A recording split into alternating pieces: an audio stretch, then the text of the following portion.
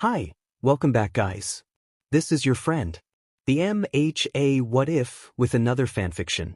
This is the first part of What If Deku Wasn't the Only One with a Secret Past? All credits for this video go to their respective authors, so please support the real author. Check out the link in the description for more details. Please give this video a like and subscribe to the channel if you want more videos like this. Now let's get into the fanfic. 6-year-old Shudo hates going to hero gala events with his father. They're boring and endless, and he has to wear an uncomfortable suit all evening while listening to people gush about how adorable he is. Usually his mother joins them to add to the illusion that they're a normal happy family, but now that she's gone it's just him and Endeavor. His siblings are fortunate enough not to have to make appearances like Enji's perfect creation has to.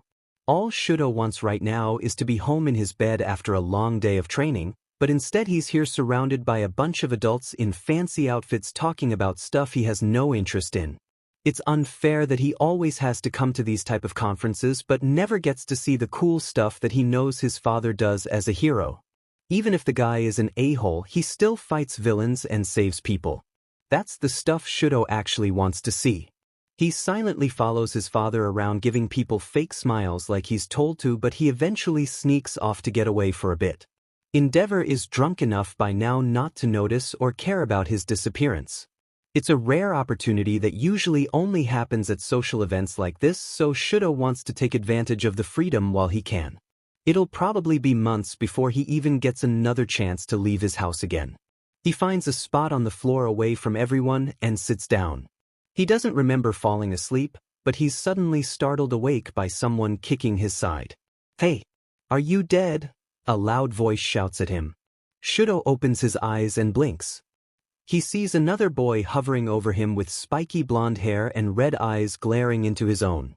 What? Darn, it would have been cool to see a dead body.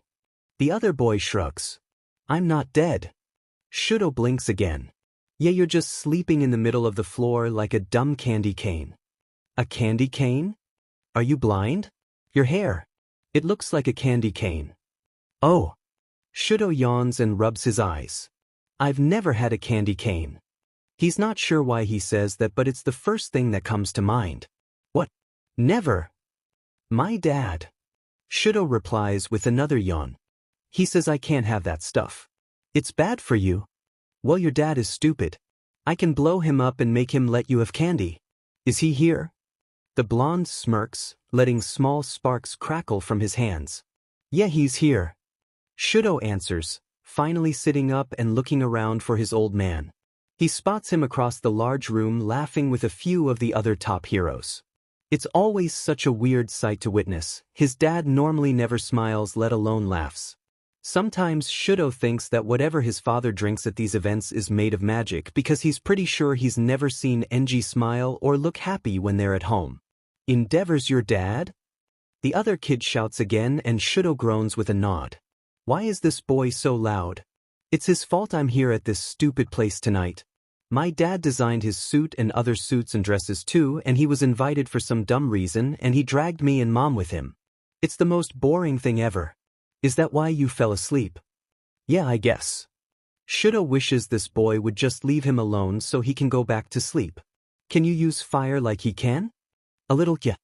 My quirk is still better." The blonde sits down next to Shudo. "But I guess fire is still kind of cool." Shudo doesn't know what to say. He's never had any friends and his interaction with other kids is non-existent. He's not even allowed to play with his own siblings. That thought makes him wonder if he's going to get in trouble just for talking to this other kid. What's it like having a hero as your dad? The red-eyed boy breaks the awkward silence. Shudo shrugs in response. He doubts this kid wants to hear the true answer to that question. "You're weird." The blonde sighs. "But you're the only other kid here, so whatever. Want to show me your fire? I'll show you how my hands explode." "I'm not allowed to do that." Shudo says hesitantly. "So what? Neither am I. But I still show off all the time anyway because I'm awesome and grown-ups can't tell me what to do." "I'll get in trouble." "It'll be worth it, come on." The boy grabs Shudo's right hand and pulls him up, but then suddenly lets go in shock. "What the? Your hand is freezing." I thought you said your quirk is fire. Shudo frowns. Was having a cold hand a bad thing? That's my ice side. Wait, you have two quirks? I guess? I don't know. Ice is better, but my dad makes me use fire when we train. You're like Elsa? The blonde laughs, covering his mouth as if it's the funniest thing he's ever said. Shudo has no idea what that means. Who's that? She's an ice princess, duh. From the movie. I can't watch movies. Are you even allowed to do anything? The boy groans. Endeavor is a pro hero. Are you sure he doesn't let you do anything or eat fun things like candy canes? I bet you're also rich and you can just do whatever you want. Do you live in mansion? He looks fun. And also kind of like he's going to fall over. The boy rambles as he watches the adults talk across the room. Endeavor laughs at something and Shudo swears he sees him stumble just a bit. He's only like this when we go to stuff like this. But it's pretend he's not actually fun. You're lucky your dad is a hero. My dad is so boring and just designs clothes and costumes. And my mom is just a hag who nags me all the time. And our house is definitely not a mansion. Lucky wouldn't be the word Shudo would describe his home life as. So can you make snow? The blonde asks, grabbing Shudo's hand again to drag him down a hallway. There's a door over here and we can go outside. Show me. Can Shudo make snow? He's never tried, he's only ever made ice. He suddenly wants to show this boy that he can make snow though, because maybe then he'll finally have a real friend if he can prove that he's worth it. The red-eyed boy leads Shudo outside and closes the door behind them. They're in the middle of a small courtyard in the center of the convention center, the chatter and laughter from inside still echoing around them. When the spiky-haired boy lets go of Shudo's hand, he can't help but pout a little. He hadn't realized how nice it felt until it was gone. The last time he held hands with someone was with his mom, and that was at least a year ago. The other boy crosses his arms impatiently. Come on already. Make it snow, candy cane princess. I'm not a candy cane princess. Shudo frowns and pouts at the name. I'm Shudo. And I'd be a prince, not a princess. The other boy rolls his eyes at that. Candy cane prince could be your hero name. I'm going to be King Explosion Murder someday, but right now I'm just Bakugo Katsuki. Shudo laughs at that. He doesn't remember laughing at something someone has said in a long time, but it's hard not to right now. What's so funny? 6-year-old Bakugo screams while stomping his foot. I'm going to blow you up if you don't stop laughing at me. That's not a very good hero name. Shudo tells him bravely. Both names actually. I'm not going to be called Candy Cane Prince. My dad would be mad at that name. Well, what do you know? You're probably not even good enough to be a hero because you won't show me your ice or fire. You're probably just lying to me and you don't even have two quirks. Fine. Stop yelling and I'll show you. Bakugo scowls and crosses his arms again. Okay. Shudo breathes. He closes his eyes and concentrates while he activates his right side. He can sense that the other boy is getting impatient, but he stays focused. Suddenly, he feels something on his face. He opens his eyes and sees a few snow flurries fluttering around them. I did it. Shudo shouts happily. He can't remember the last time he felt like this. Make more. We can have a snowball fight. Bakugo shouts, already scooping up as much snow as he can. Before they know it, the whole courtyard is filled with a small layer of snow. Bakugo finally grabs enough to form into a ball. He throws it at Shudo, who flinches in surprise when it hits him. Your face is so dumb. Bakugo laughs and points at him. Fight me. Why? What do you mean why? Because it's fun and I'm going to win. Shudo is suddenly hit with another snowball. Bakugo laughs again, and even though Shudo doesn't exactly understand what's so funny, he smiles at the other boy. Within minutes, the two boys are in a full-fledged snowball fight. Shudo thinks that it's kind of funny seeing the look on Bakugo's face when a snowball finally makes direct contact with his head. He laughs harder than he's laughed in a long time. After a few more minutes, he figures out how to use his fire to melt Bakugo's snowballs before they make impact. The other boy is equally impressed and set off. Hey cheater, you can't do that. Bakugo snaps and pushes Shudo in a sudden fit of rage. Hey! Shudo shouts, pushing him back. I'm not a cheater. If that's not cheating, then I'm going to explode the snowballs. Then I'll just use more fire. Shudo yells back at him, not sure where the sudden confidence is coming from. He desperately wants to show Bakugo that he is worthy of becoming a hero someday so that they can be friends. He's not quite sure how throwing snowballs proves that, but it seems to be what his new friend cares about at the moment. The boys continue forming snowballs and chucking them at each other, each using their own quirk to disintegrate them before they can land a hit. If they were older, they might have realized that playing with nitroglycerin and fire in an enclosed space isn't exactly a great idea, but all that's on both young boys' minds is winning. You have to make more snow, we're running out. Bakugo shouts when he realizes there's hardly any left. I'm too tired. Shudo admits out of breath. We should just be done now. I think I won. I threw more snowballs at you. Like at least 100 or maybe even 1,000. No, stupid, you didn't win, I won. Bakugo screams as he lunges forward toward Shudo. No one ever wins against me, ever. I threw 1,000,000 more snowballs than you. No, you didn't. Before Shudo can react, Bakugo has already knocked both of them down to the ground. He feels a punch to his face as he goes still. He doesn't understand why a friend would want to hurt him like this, especially over a snowball fight. When he feels another punch, something ignites inside of him. Get off of me. You're not my friend, you're just like my dad. Shudo shouts at the other boy, his eyes full of rage now as he summons as much fire as he can. It only takes a split second before he feels pain like he's never felt before, and all he can hear is a loud ringing in his ears. His vision starts to give out a second later, and before he can understand what happened, everything fades to black. Shudo wakes up alone in a hospital bed, his body covered in bandages. The curtains around the bed block his view from the rest of the room, but he can sense other people nearby. His immediate reaction is to panic because he has no idea what happened or how he got here. He remembers what he's been taught in his training though. If he's going to be a hero, he needs to stay calm and alert at all times. He does his best to breathe normally because a hero wouldn't get scared waking up in a hospital. He needs to think rationally. Except, he's alone, his body hurts, and he vaguely remembers playing with another boy, and then something happened with his fire. His ears were ringing. He's pretty sure someone screamed. It's suddenly all too much for his 6-year-old brain to handle, and he can't stop the tears from flowing. He killed his new friend. And now he's going to go to jail if his father doesn't kill him first. He sobs harder at the thought. He's terrified of how angry his old man is going to be at him. He brings his knees up to his chest and curls up into a ball. He just wanted to have fun, and now his whole life is ruined. He figures this is what he deserves for using his quirk when he knew it wasn't allowed. The curtain around his bed suddenly moves to the side, and a woman who looks a lot like Bakugo appears. He gasps as he sees another bed behind her. On that bed is the other boy, who is also covered in bandages, but he's not moving, and the sight makes Shudo sick to his stomach. Oh honey, are you okay? The woman sits down at the edge of his bed. We were so worried, you've been sleeping for a while. Do you need anything? Am I mom? I want my mom. Shudo sniffles even though he knows it's an impossible request. He's never going to see her again, and no matter how much he wants to, he knows his dad will never let him.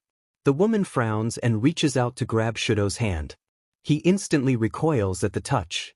I'm not going to hurt you, the woman says softly as she looks over at her husband, who has been watching them from the other side of the room. My name is Mitsuki, I'm Katsuki's mom. And that's Katsuki's dad, Masaru. Shudo looks past her and continues to stare at Bakugo, who is lying lifeless on the other bed. I killed him. I didn't mean to. I didn't want to hurt him, I swear. He panics, trying to catch his breath. You didn't kill anyone, sweetheart. Mitsuki carefully reaches out to hold Shudo's hand again. He's just sleeping. Serves the brat right for what he's done. I'm sorry my son pressured you into fighting. Maybe he'll learn that there are consequences for his actions now. He's okay. Shudo hiccups. He has some bad burns, but otherwise he's going to be just fine. You're both very lucky that your father jumped in and got the two of you out of there when he did. Did Shudo hear that correctly?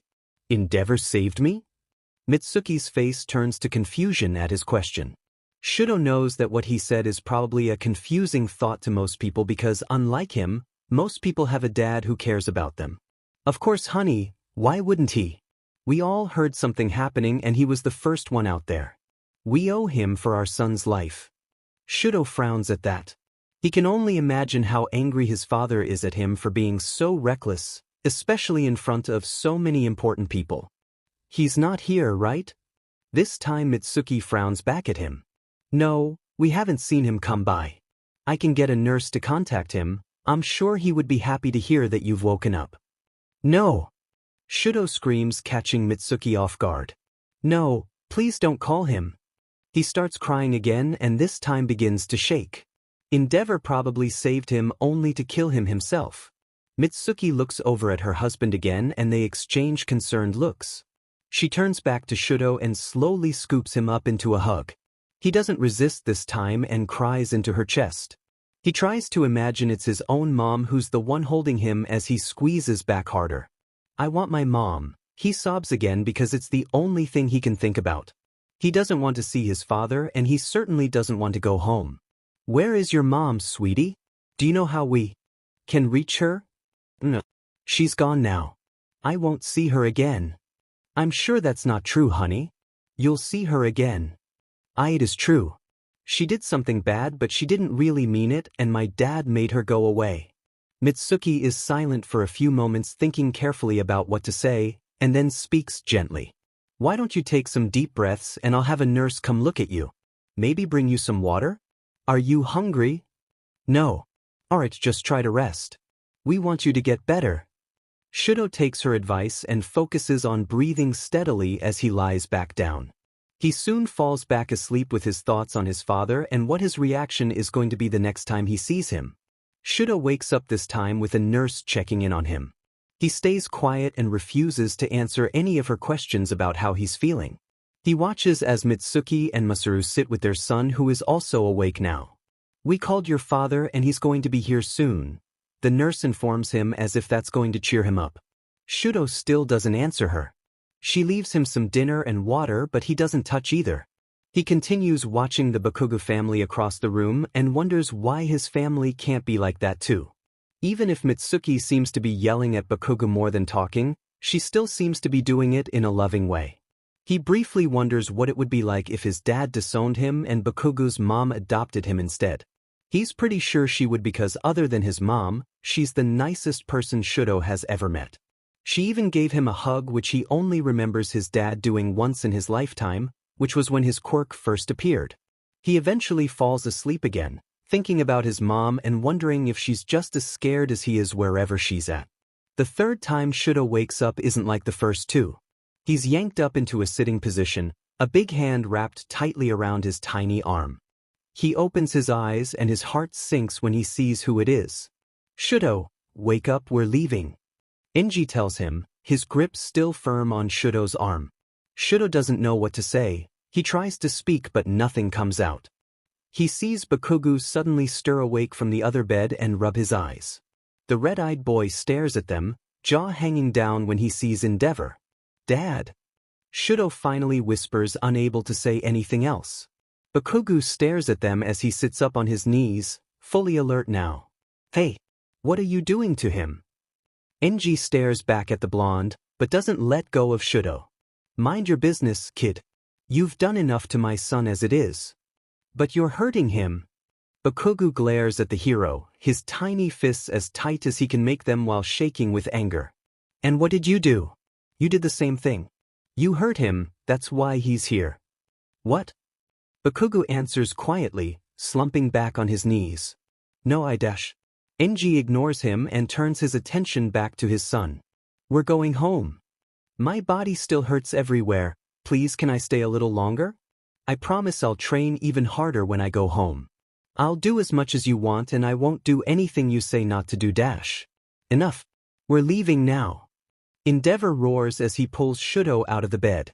Stop. Bakugo suddenly shouts at the man.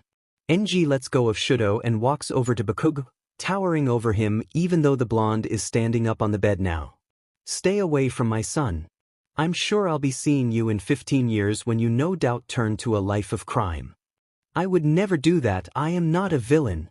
Bakugo bravely glares up at Endeavor, not backing down. Enji huffs at him but doesn't respond again as he goes back over to his son. Dad, please, I don't want to go home yet. Shudo sniffles as Enji grabs his clothes. Mitsuki enters the room with a cup of coffee in her hand, pausing when she sees everyone. Is everything okay in here? We were just leaving. Enji calmly informs her. Get your clothes on, Shudo. Are you sure he should be going home already? He's been in a lot of pain and upset. I'd be happy to grab a nurse to come talk to you and Dash. I don't need any explanations. I suggest you worry about your own son. Mitsuki watches as Shudo takes off his hospital gown and struggles to get his shirt on, silent tears falling down his cheeks. I'm getting a nurse, she says while exiting the room in a hurry. Enji impatiently kneels down to help finish getting his son's breathes and shoes on. He's a bit too rough, which makes Shudo stumble. Let's go. He grabs Shudo's arm again just as Mitsuki returns with a nurse this time. Oh, Mr. Todoroki. I'm sure you're glad to see that Shudo's awake and doing well, but he shouldn't be out of bed just yet. He needs at least a few more days of rest for his wounds to heal.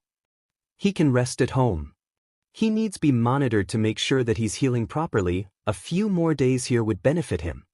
I appreciate the information, but he's still coming with me. He can't go home with him. Bakugo suddenly shouts, red eyes glaring at Endeavor again. He's hurting Shudo. He's not a real hero, he's just faking it. What a wild imagination you have. Enji gives a forceful smile. He turns to Mitsuki and glances at Bakugo's iPad next to the bed. You might want to consider limiting his access to all that mindless entertainment. It seems he's having a hard time distinguishing fiction from reality. I'm not making it up, I just saw you grab his arm really hard and push him and make him cry. Katsuki! Mitsuki loudly yells at her son. But it's true, Mom. He said I'm going to be a villain. And Shudo doesn't even want to go home. That's enough, Katsuki. But Mom Dash. Mitsuki gives Katsuki a stern look. He huffs and crosses his arms, looking away from everyone.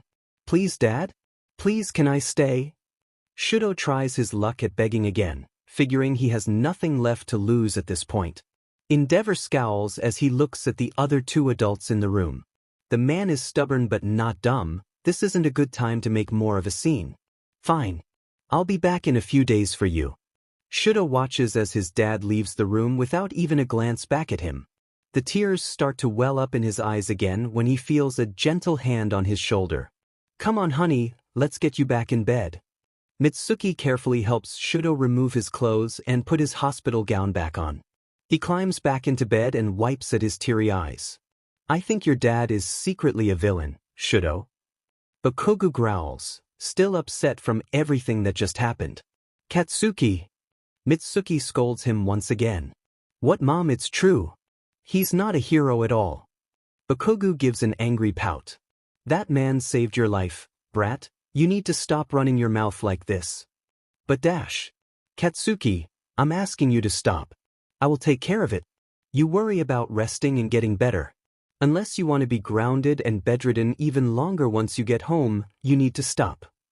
Mitsuki turns back to Shudo. Do you need anything, Shudo? Is there anything I can get you? I'm going home for a few hours, but I'll be back soon. Shudo shakes his head and then tucks his head down as he desperately tries not to cry again. If you need anything at all, or if my son is being an annoying nuisance, you can press this button here to call a nurse. Mitsuki tells him as she points to the help button next to his bed. Shudo nods but doesn't respond otherwise. Mitsuki walks back over to her son, her demeanor suddenly changing. I better not hear about any more back talk or fighting while I'm gone. You go to sleep. You hear me? Fine, hag. Bakugo spits out, his arms still crossed from earlier. What did you just call me? Nothing. Best mom in the world. Thought so. Mitsuki smirks and leans down to give Bakugo a kiss on the head. It's late now, get some rest and either Dad or I will be back in a couple hours. Whatever. Katsuki scrunches his nose up and turns his head away in embarrassment. Shudo tries to process what just happened after Mitsuki and the nurse leave. He then hears Bakugo call out to him. Come over here, candy cane. Bakugo demands as he glares over at him. What? Shudo almost chokes on the word. Do you even hear anything anyone says? I said come here. Bakugo snaps. But why? Shudo says nervously, not sure if he should be afraid or not. Bakugo sighs and rolls his eyes. He picks up his iPad and turns it on. I'm showing you Frozen. What's that? Shudo asks curiously while sitting up in his bed. Bakugo's eye twitches in frustration. I have to explain everything to you. It's the movie with Elsa. Just get over here and stop being stupid. My dad won't let me watch that. Your dad isn't here right now because I told him to go away. And he's a horrible dad, you don't even need to listen to him. Shudo begins to feel even more overwhelmed than he already was. Stop shouting everything you say. I'm not shouting everything. You're being dumb and not listening to me. I don't think I'm supposed to leave my bed. Shudo says quietly while staring at the red mark still on his arm. You can leave it to use the bathroom, can't you? Yeah, I guess if I had to. Then go use the bathroom and when you come back get in my bed instead of yours. Shudo thinks about that for a few moments. Does make sense, sort of. And he's curious about this Frozen movie and the girl who also has ice powers. He doesn't remember the last time he saw a movie, and after everything that's happened this evening, it would be a good distraction to help keep him calm. He makes his way to the bathroom and quickly uses it. When he comes back out he sees that Bakugo has already shifted in his bed and made space for him. He walks over and stares at the other boy, feeling nervous about this. Are you trying to make me mad? Bakugo screams at him. Get in the bed. Sorry. Shudo frowns as he climbs in. Once he's sitting next to Bakugo, the red-eyed boy fixes his blanket over them and holds up the iPad so that they both can see it. Shudo notices for the first time that the case is All Might themed. Hey, it's All Might. Yeah. I'm going to be just like All Might when I'm a hero. You like him too? Bakugo smirks. Shudo nods, smiling. He doesn't get to watch All Might videos too often, but when he does he's always awestruck by the #1 hero. Have you ever met him? 'Cause your dad is a hero too. No. My dad doesn't like All Might. He says I have to be better than him, that's why I have to train every day. You get to train every day. So lucky. My parents don't like when I use my quirk. It's not that lucky. I don't like it. 'Cause your dad is mean? Shudo nods. At least you're going to be really strong when you get older, right? Bakugo says in an attempt to cheer Shudo up about it. I'm going to go to UA, are you going there too? Probably. Shudo shrugs. He's never actually thought about it, it's hard for him to imagine his life other than training with his father. We're going to be the best when we go there. Bakugo smirks confidently. And we'll fight villains together. We'll be partners. Me? You'd want to be my partner? I almost killed you. Yeah, but it was fun. Bakugo smiles and it instantly makes Shudo smile as well. Just, don't use your fire when we're close together or we're going to blow up again. I won't, I'm not ever using my fire ever again. Shudo informs him. He's never been so sure of anything in his life. Never? Bakugo's eyes widen in surprise. I'm going to be like my mom. Shudo smiles thinking about her. I'll just use my ice. That's good enough. You won't get to be the best if you don't use your fire too. You can't have 2 quirks and not use both of them. Yeah, I can, and I'm only using ice. Whatever, that just means I'm gonna be a better hero than you. I'll be #1 and you'll be #2. Now be quiet and watch the movie. Bakugo says as he finally starts Frozen. Shudo doesn't say anything after that and tries to focus on the movie. He can't help but wonder if Bakugo is right. Can he be a good hero only using his ice? Before he can dwell on it too much, he's captivated by the animation in front of him. She's making stairs. She's so amazing. Shudo absolutely beams as he watches Elsa during the Let It Go scene. He inches closer to the iPad, his eyes as wide as they can go and his nose almost touching the screen. She's making a whole castle now. And she's singing at the same time. Bakugo lifts an eyebrow. Can you do that? If I could do that I would run away too and be living there right now. So, You admit you are kind of like a princess? I'm not. Shudo pouts and crosses his arms. Bakugo laughs and falls over at how hilarious he thinks he is. Can you sing too? No. Can you? Bakugo doesn't even hesitate. Let it go. Let it go. The cold never bothered me anyway. Shudo stares at Bakugo as he instinctively covers his ears. He's pretty sure that's not singing. More like screaming, which seems to be the other boy's only form of speaking. Shut up. Bakugo pouts when he sees his friend's reaction. I didn't say anything. Shudo giggles, putting his hands up in defense. I'm gonna blow you up again. Shudo only laughs harder. He can't help but enjoy how Bakugo reacts so intensely to everything. He's come to expect it now. Their fun is cut short when a nurse suddenly walks in. Bakugo knows the look on her face. His mom gives it to him often. Busted. Boys, it's 2 a.m. She says sternly. You both need to be resting. We are resting. Bakugo tries coming up with an excuse. See, he's already sleeping. He quickly whispers to Shudo and tells him to close his eyes. Shudo instantly does as he's told. He's not convinced that the nurse is going to fall for it, but he trusts his new friend.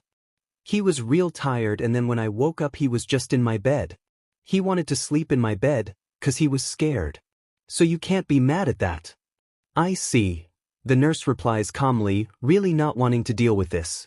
You both need to be in your own beds and you need to be sleeping without your iPad on. What? An iPad? Where? Bakugo answers as he shoves the device behind him under a pillow. The nurse ignores that and walks over. Shudo, let's get you back into your bed. She extends her hand out and Bakugo suddenly grabs onto his friend. No, he doesn't want to. The blonde says with arms wrapped tightly around Shudo. Shudo opens his eyes and looks at the nurse and then at Bakugo. It's unfortunately not a choice. Patients aren't allowed to share beds. Do I need to call your mom, Katsuki? She told us to call her if there were any problems. The nurse explains. Bakugo sighs, exasperated. That hag. He lets go of Shudo but not before giving him one final squeeze. Shudo lets out a breath, not realizing he was holding it in this entire time. He lets the nurse help him over to his bed. She explains again that they need to sleep and she doesn't want to hear them unless there's an emergency. When she finally leaves, Bakugo is already out of his bed. What are you doing? Shudo whispers as he watches the blonde walk over to him. She said not to get out of bed and to go to sleep. I'm sleeping in your bed. The older boy answers as he climbs in. You are? You're warm, I liked it. Move over. If that dumb nurse comes back I'll tell her it was my fault so you don't get in trouble, okay? Okay. Shudo manages to whisper back as Bakugo makes himself comfy against Shudo's left side. Shudo! Bakugo whispers again after a few moments, both of them staring at each other in the dark. Yeah. Do you want to run away like Elsa? Run away? Yeah, away from your dad. I don't know how to run away. It's easy, we could just leave. How? We could climb out the window and you could use your ice to help us slide down. Are you joking? No.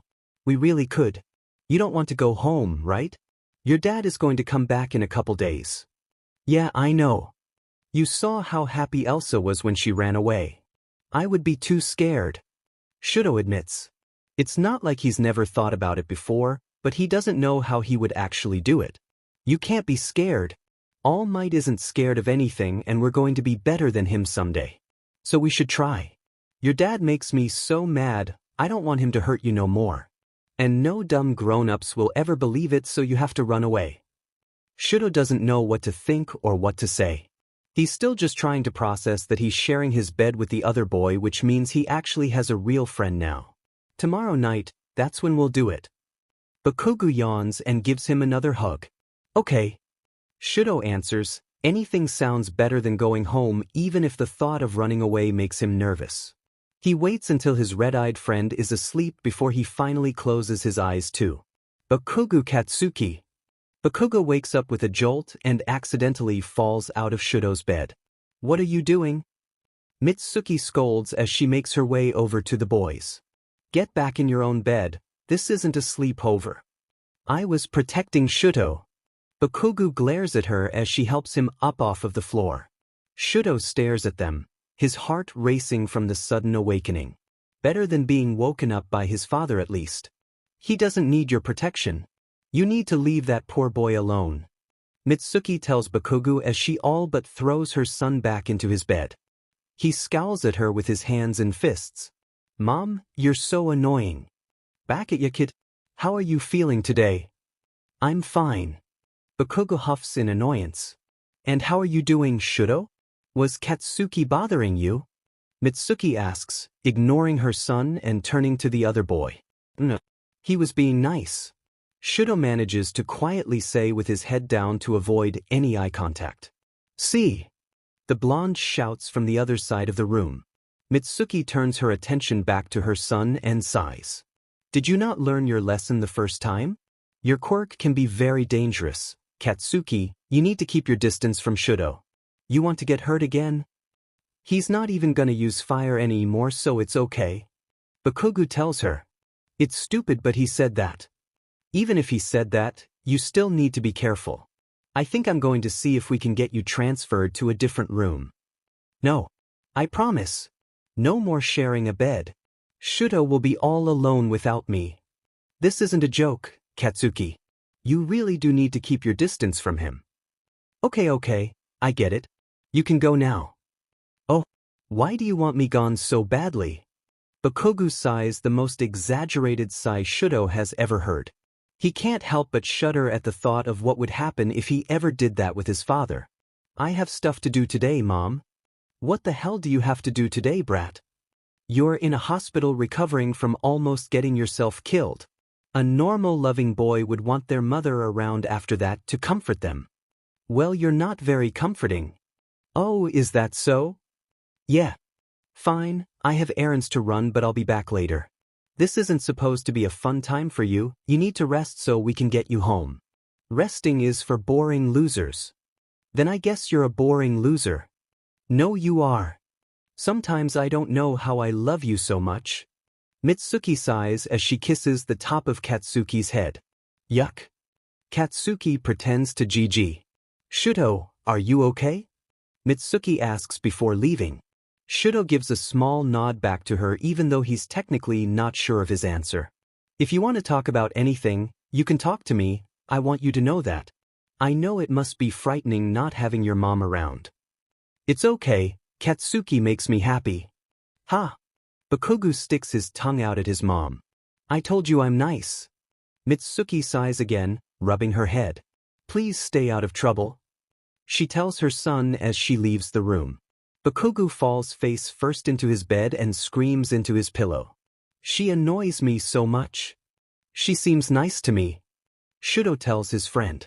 If this is what Bakugo thinks is annoying, he wouldn't last a day inside of the Todoroki house. Yeah, 'cause she's nice to you. She's just always yelling at me. You yell at her too. Yes, so what? Shudo shrugs. He knows his friend isn't going to understand that he's mean to his mom. Shudo would never act that way to either of his parents, or any adult for that matter.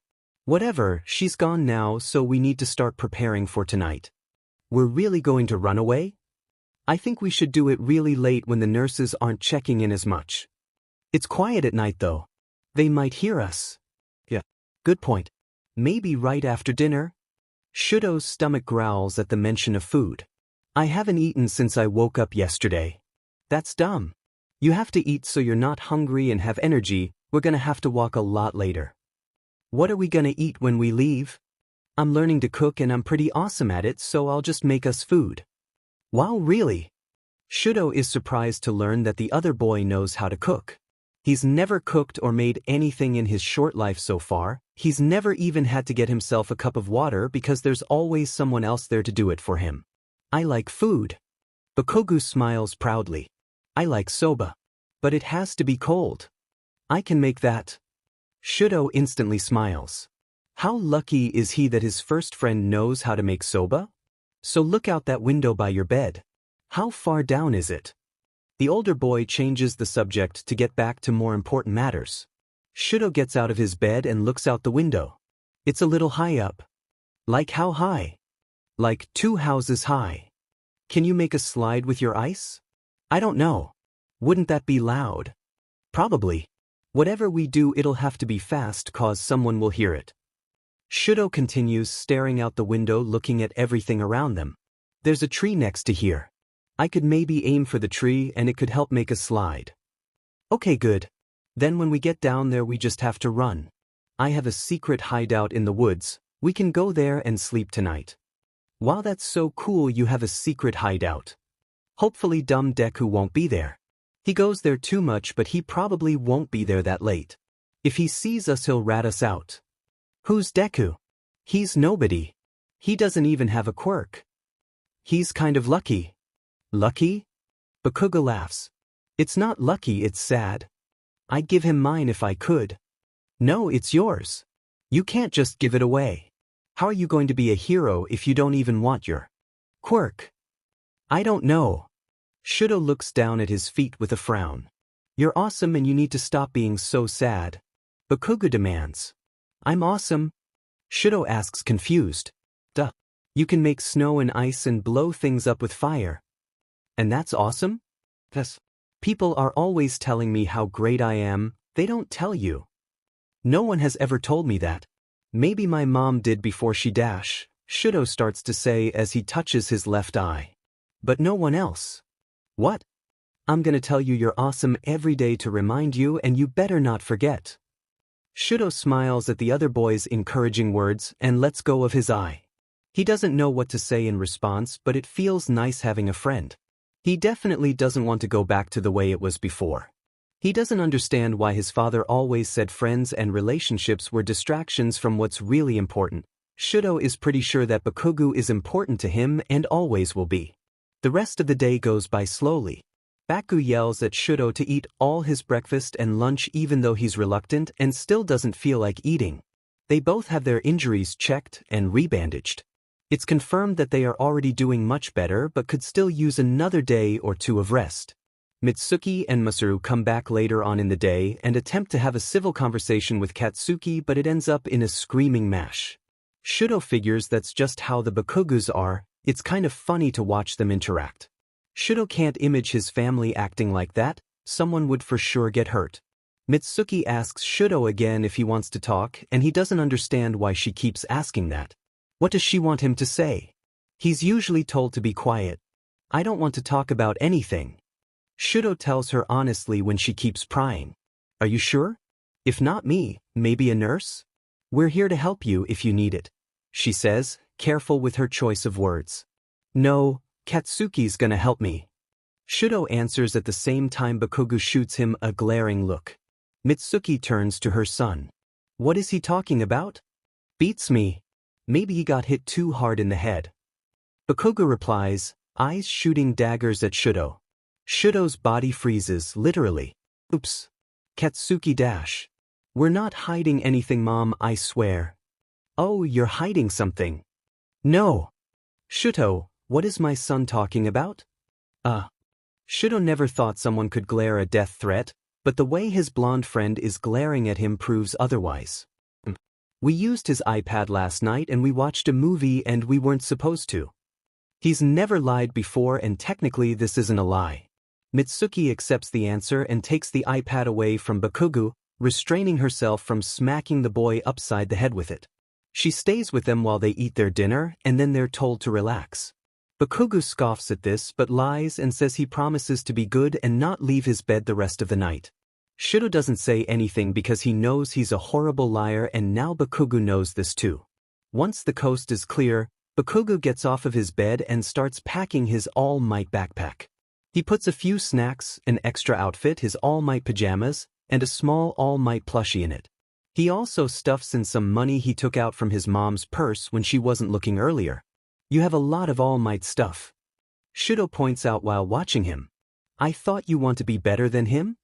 Bakugo stops and looks back at him, never having thought about it that way before. Whatever. He's still cool and I'm only 6, so I can't be better yet. I can still like him right now. I wish my dad liked All Might. Your dad doesn't like anyone. I don't know why he doesn't like me though. 'Cause he's stupid. Who cares if he likes you? I like you, that's what matters. Yeah, you like me a lot.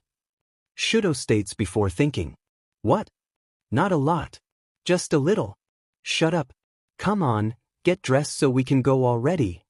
Bakuga's cheeks turn red as he throws Shudo's clothes at him. Shudo does as he's told and changes out of his hospital gown. Once they're both dressed, Bakuga walks over to the window by Shudo's bed. We gotta hurry up. If we're caught now we won't be able to leave. The blonde says as he opens the window and looks down. What are you waiting for? Come on. I'm scared of my dad, he'll find us. Shudo admits with his eyes gazing down at the ground. I'm not scared of stupid Endeavor. He won't find my secret hideout, I promise. Shudo takes a deep breath and stares out the window. It's not difficult to make some ice to wrap around the tree that they can then slide down, but he's still hesitant. It suddenly looks so much further down than it did that morning. You can do it. Bakuga suddenly calls out, his fist raised in the air and a determined smile on his face. After hearing his friend's words of encouragement, Shudo takes another deep breath and concentrates. Of course, that's the same moment that a nurse walks in. Boys, what are you dash? Do it now, Candy Cane. Bakuga screams while shaking Shudo. The sudden intrusion startles Shudo and he loses concentration. Instead of a small slide around the tree, a giant ice block is formed, breaking the window and the side of the building as it extends to the ground. Wow! Bakuga's face lights up, forgetting about the nurse for a moment. It's quite possibly the greatest thing he's ever seen. More people suddenly rush over to their room, which snaps him out of it. Shudo, we have to go now. Jump. Before Shudo can even blink, Bakuga pushes him out the window. The red-eyed boy jumps after him and they both slide down the ice and crash to the ground. Loud alarms start going off as Shudo groans from the impact. The blonde is quick to his feet and pulls his friend up with him. Come on, we have to run. Follow me, he says as he starts running away from the hospital. Shudo quickly follows him as they run in between the cars that have stopped on the road nearby, the drivers all gaping at the giant wall of ice sticking out of the side of the hospital. A few minutes later they finally make it to the woods. Shudo pauses to catch his breath. We have to keep going, you can't stop now. Bakuga grabs his hand to pull him along faster. The older boy leads him through the woods, blasting any trees or obstacles in their way. Shudo's eyes go wide seeing how effortless his friend is able to make explosions as they run. After a few more minutes of running as fast as they can, Bakuga finally slows down. You alright? Baku breathes. Shudo nods. We're almost there, we can probably walk now. And it's getting really dark anyway, don't think anyone will find us. They continue walking as the sun sets. Bakuga lets out some small sparks every once in a while so that they can see where they're going in the dark. Have you ever been in the woods to play? No, I haven't really been anywhere to play. I play in here all the time. My friends follow me and do whatever I tell them. What if they don't want to? They always want to. What about your friend Deku? What about him? Does he play too? Yeah, but he's useless. I hate Deku. You hate your friend? Who cares, I don't hate you. Why not? I don't know anything and it makes you mad a lot. That's your stupid dad's fault. And you're not like Deku, you could fight me and win. But you better not tell anyone that ever or I'll blow you up. I won't. Do you want to play Bakuga Agency with me? What? But pretend to have my own hero agency and you work there and you have to do what I say. Why would I want to pretend to be at an agency? Because it's fun. What's your agency like? Huh. Endeavor's agency has a lot of flame heroes. Sometimes they're nice to me when I get to go there. Oh, I forgot. That almost means you worked at an agency already. No, when I go there I just have to follow my dad around and pretend I'm happy. He calls me his creation, and people give me weird looks and I don't like it. Sounds awful. It is. And I don't get to see any bad guys or fights. Never. Only on TV. My dad's really good at fighting villains. Maybe he thinks I'm gonna be a villain, so that's why he's so mean to me. Shudo frowns at the thought. Probably, 'cause he thinks I'm gonna be one too. We did hurt each other, that was kind of like being villains. Yeah, sorry. I don't want to hurt you and I'm not going to do it again. Bakuga gives a soft smile. I'm sorry too. Shudo smiles back at his friend. I don't want to hurt you either. So, you're gonna join my agency, right? What if I don't want to? What? Why not? 'Cause I can have my own agency. No, you can't. Yeah, I can. Mine will still be better. You don't know that. I do know that. No, you don't. Yes, I do. I'm the best. You have to be a hero first to have an agency. I'm working on it. I'm being your hero, aren't I? Bakugo says as he poses with his hands to his hips, doing his best All Might impression. Oh, yeah, I guess you are. So, you're joining the Bakugo agency. Okay, fine, I will. Good. The older boy gleams as they continue walking through the woods. Soon they stop and Bakugo moves some branches and leaves to reveal the opening to a small cave. Tada! Katsuki's secret hideout. Only the best can come inside. A cave. Yes, it's a cave.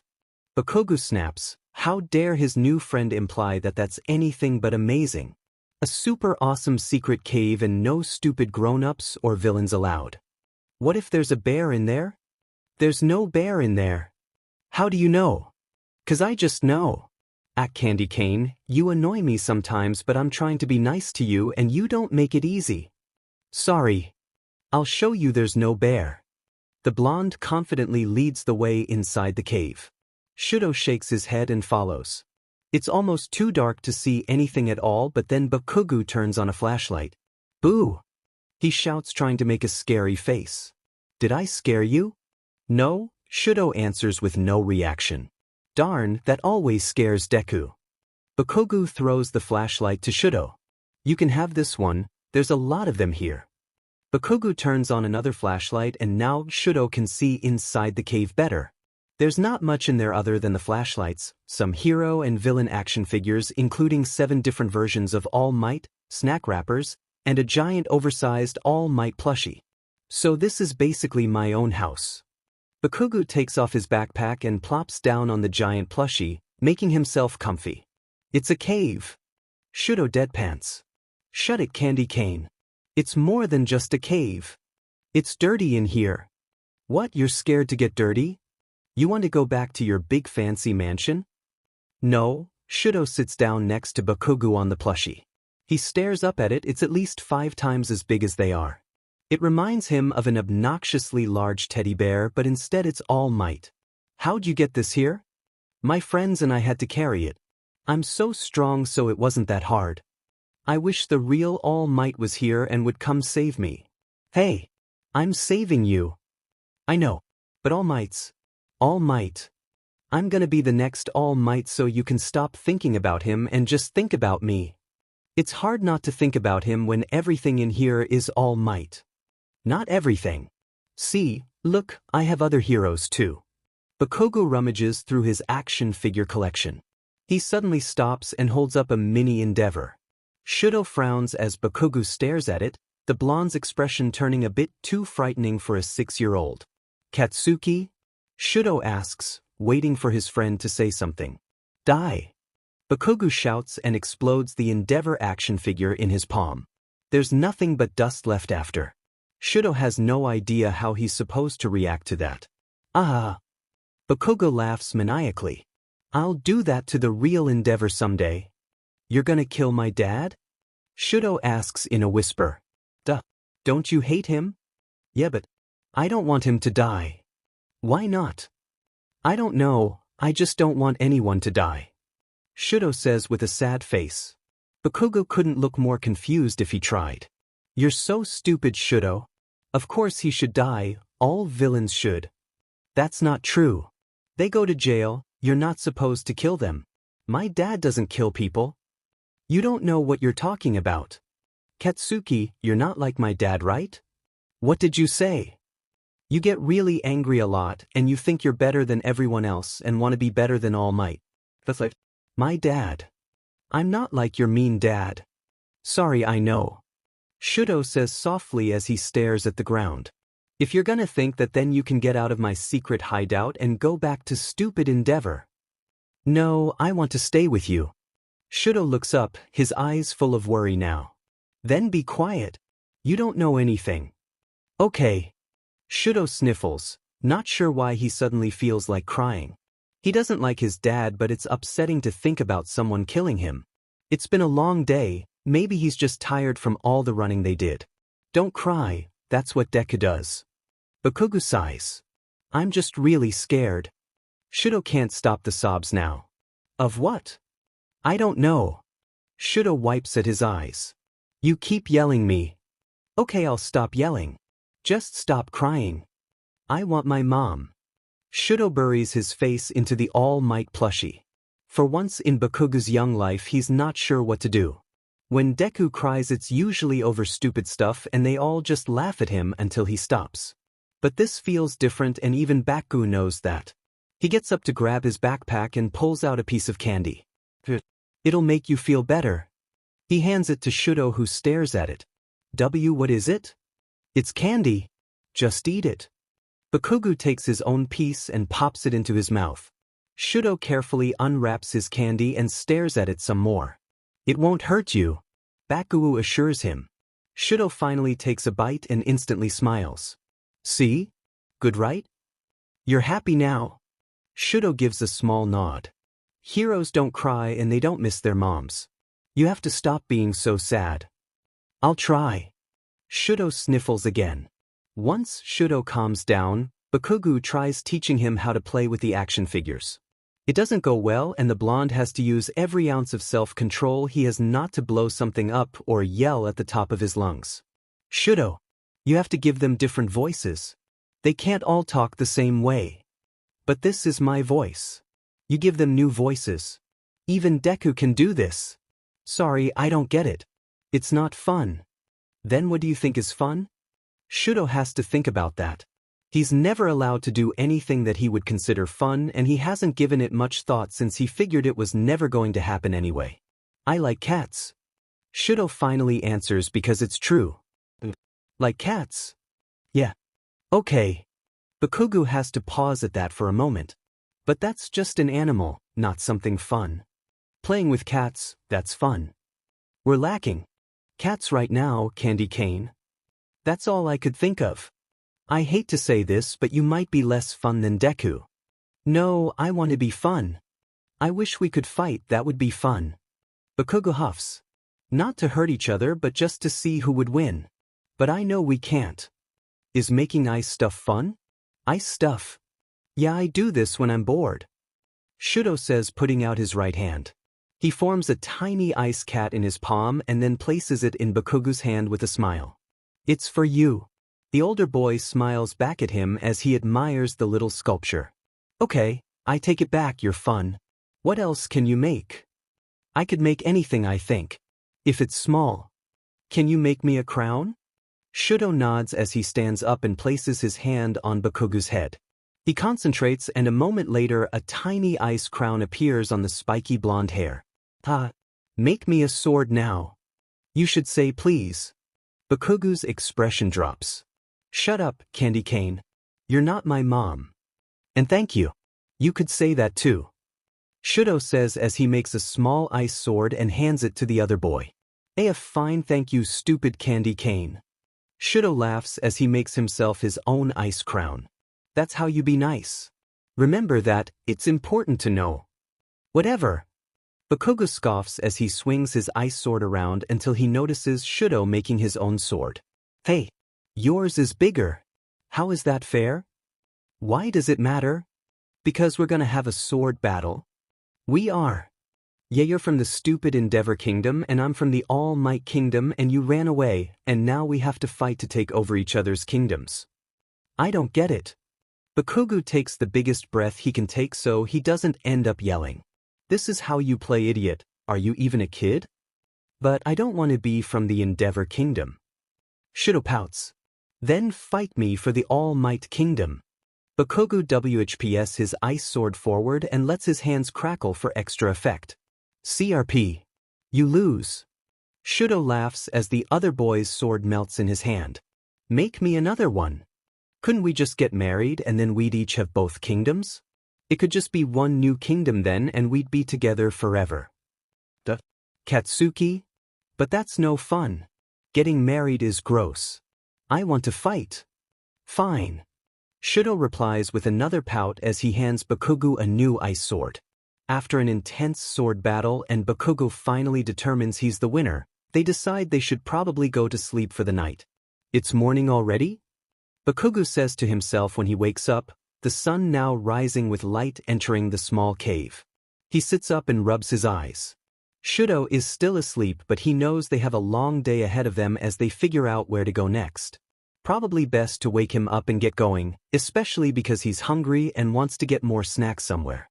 He reaches his hand out to shake his friend awake but hesitates. Instead, he touches his hair because he's been wanting to do that since he first saw it. Bakugo isn't really sure what he expected, but it feels like normal hair. The way the red and white strands mix together and stick up everywhere makes Bakugo laugh though. He decides that he wants to buy Shudo a strawberry/vanilla swirl ice cream cone at the beach. He figures the money he took from his mom will be enough to pay for it. Maybe they can even go on some rides at the boardwalk. His burns still kind of hurt, but whatever, they're running away now and he wants to have fun. He suddenly notices and then stares at the scar on Shudo's left eye, which is exposed more than usual now with Shudo's messy bedhead hair. It makes him angry looking at it. He knows it had to have been Endeavor's fault. He wonders how his friend could have even gotten a scar like that in the first place. It couldn't have been from his fire because that wouldn't make sense. You're touching my hair. Shudo suddenly blinks up at him sleepily. I like it. Bakugo knows he's caught and he's not even going to lie about it. But you call me candy cane. Well, I like candy canes. The older boy shrugs. Oh. Shudo answers, giving him a puzzling look. Katsuki, what's a candy cane taste like? I don't know, peppermint I guess. Like peppermint toothpaste? Shudo's eyes go wide at the thought. No, not like toothpaste. But you said dash. It's not like that. Bakugo sighs. We really need to find some candy canes for you. I bet you could even get them for free 'cause you look like one. You might have to wait until Christmas though. You'll still be with me by Christmas? I'm always going to be with you. I'm not letting you ever be with Endeavor again. Maybe we can find All Might and show him our quirks and he'll let us live with him because we're so amazing. I don't think All Might would do that. He'll just tell my dad. Yeah, you're right. But where are we going to go? I want to go to the boardwalk 'cause my mom never lets me go there. Do you like rides? I don't know, I've never been on one. Then that's where we'll go. We'll ride the tilt-a-whirl until we throw up. But my dad's going to find us eventually. No, I won't let him. And if he does, I'll blow him up. I'm not scared of his fire. He can't even use his fire on me anyway unless he wants a big explosion. That's true. See, we're totally going to be fine. Maybe we should try going to America after the boardwalk. I think it looks cool there. That's too far. It's across the ocean. Can't you just freeze the water? We'll walk there. I can't freeze the whole ocean. Have you ever tried? Oh. No. You think too much, Candy Cane. It all makes sense. We're gonna go to the boardwalk to get snacks and ride rides, and then you'll freeze the ocean water and we'll walk to America where we'll find a cool mansion to live in and never see your dad again. Maybe we can even have a backyard full of cats because you like cats. But I'm getting a giant dog, like one that's basically a wolf. Or maybe we should just get a real wolf. We could train him to eat any villains who want to take us away, and he'll keep us extra safe from Endeavor. The more Bakugo thinks about it, the more he realizes he needs to stop spending so much time with Deku because his rambling has been getting bad lately and he's sure it's the green-haired boy's fault. But I do like cats. Shudo smiles. So that's our plan then. What if we get lost in the ocean? We're not going to get lost, we just have to keep going straight until we get to America. Yeah. Okay, I guess. I'm so brilliant. I'll be your hero, Shudo. I'll make sure you get to America away from your stupid villain dad no matter what. Even if I don't get to see my dumb old parents again either. Won't you miss them? Not really. They're just annoying telling me to do things all the time. But they love you and they're really nice. Whatever. I'd rather be with you. Really? Duh, stupid Candy Cane. You're my best friend. Way cooler than dumb Deku. You're my best friend too. See? It's all going to be okay. We can train together at our mansion and get stronger and be pro heroes before we're even grown up. That's possible? Why not? We're amazing enough. You sound really sure about all this, but you don't know my dad that much. He's probably really mad already and is going to try very hard to find me. I told you, Shudo, I'm not going to let him. You trust me, right? Yeah. Then you don't have to be scared. He won't ever find you, I promise. As the two boys make their way out of the woods, Shudo is once again bewildered by his friend's strange behavior. Why are you doing that? He asks as Bakugo climbs up onto a large rock and jumps to another boulder nearby. At this rate, they're never going to get to the beach with the blonde leaping from rock to rock and tree to tree and up and over logs instead of just walking like a normal person like Shudo is. 'Cause the ground is lava. Bakugo calls out from a branch high up in a tree. Shudo looks down at his feet and then back up at his friend. It's not. He deadpants, his expression completely neutral. It is. Why are you so unfun? Bakugo shouts at the younger boy, then attempts to jump to another tree but misses and begins to fall. Before he can think about how much pain he's going to be in once he hits the ground, he feels cold all of a sudden and realizes he's sliding down a large ramp of ice. Woo! Bakugo laughs as his safety slides to the ground and then stands up to stare in awe at the ice. He turns back to Shudo with his mouth dramatically dropped all the way open, not believing someone his age can do something like this. You did that so fast. You're like a real hero already. None of my friends can do anything like that. You are going to get hurt. Shudo explains, not sure why he's suddenly feeling embarrassed at the rare praise. It's not that amazing in his mind, he trains to have fast reactions. Normally, if he's not fast enough to use his ice or fire, he gets hit, kicked, or burned by Enji. I don't ever get hurt. Bakugo scoffs. But it was still fun. How big of a slide can you make? Can you make another one? I don't know, I've never tried to see how big it can get, there's no reason to. Because slides are fun, that's a good reason. I've never been on a slide. Shudo admits quietly, knowing that makes him seem even weirder than he already is. House? What about at the park? I've never been to a park. Never. I've only been to the hospital, Endeavor's agency, and places like where I met you. What? Not school? No. Not even the grocery store? No. So you don't have to go on dumb errands with your mom? No, I don't have a mom anymore. Why not?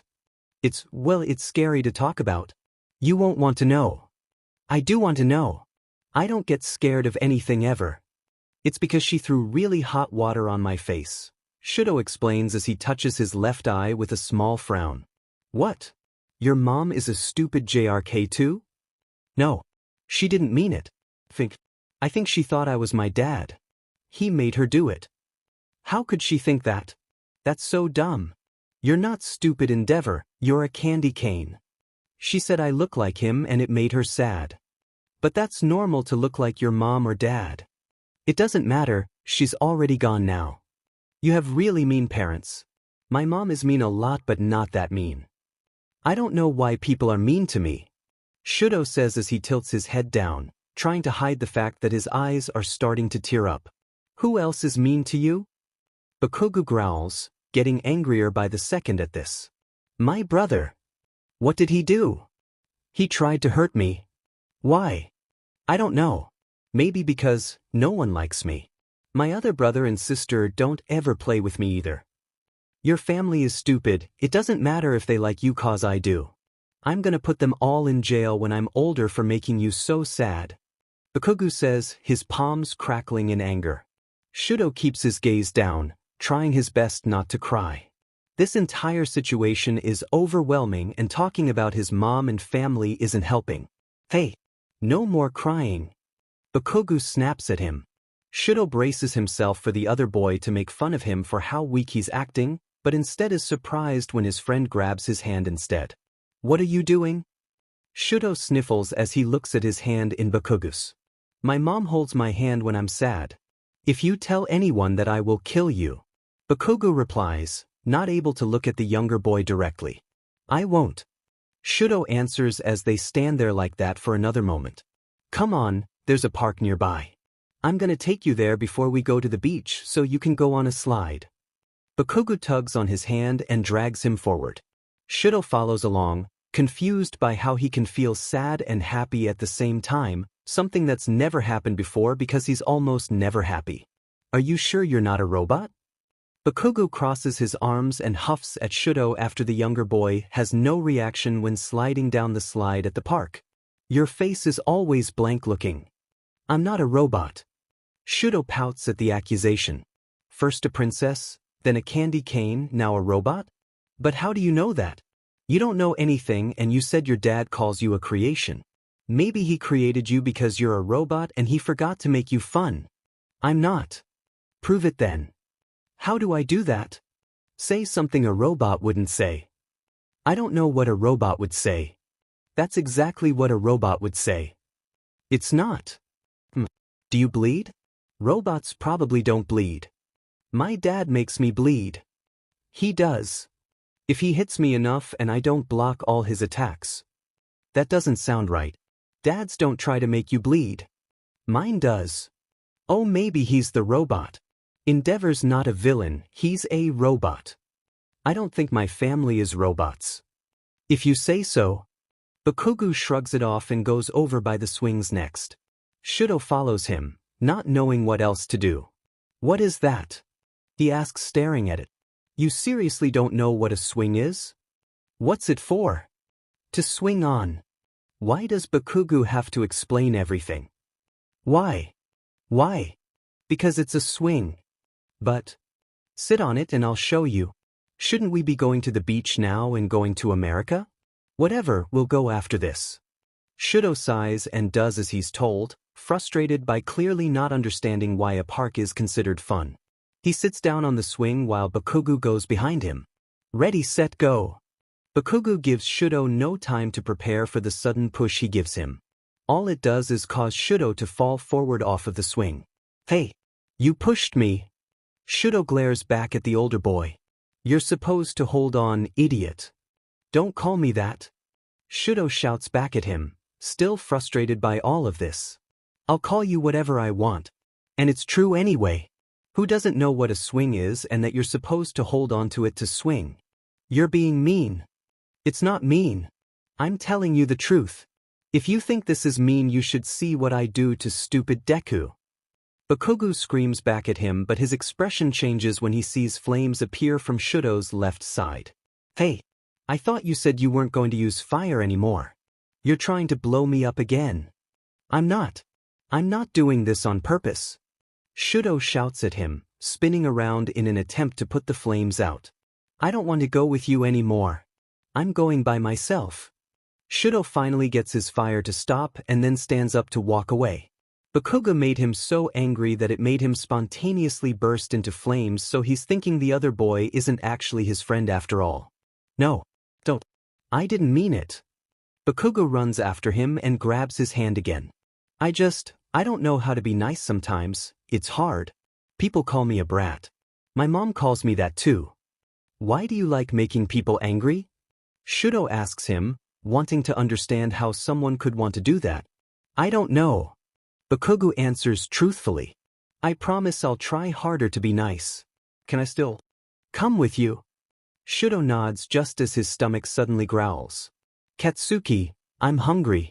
I don't know if I can freeze the whole ocean if I'm hungry. I'm hungry too. Bakugo replies, pulling Shudo along with him again. We can eat at the beach, there's food there. Bakugo doesn't let go of Shudo's hand the entire way to the beach, and Shudo thinks that's quite possibly the nicest thing anyone has ever done to him. Now he's even more confused. Why is Bakugo nice sometimes but also so mean? He briefly wonders if that means his dad is capable of being nice too but just chooses not to be. They walk over to the area with shops and food, and that's when Bakugo finally lets go of Shudo's hand. I know exactly what to get.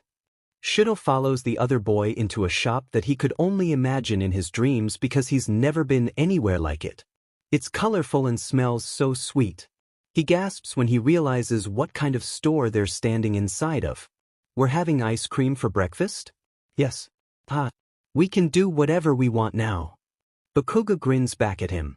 Ice cream for breakfast every day if we want. No one can stop us. Bakugo instructs Shudo to sit at a table outside while he buys the ice cream for them. Shudo watches as other kids and families stroll by. The beach already seems to be getting crowded even though it's still early in the morning. He figures it must be a weekend and wonders how they're going to get away with freezing the ocean with so many people there to witness their escape and potentially try to stop them. Shudo tenses up when he suddenly hears someone mention his father's name. Did you hear? Endeavor's kid is missing.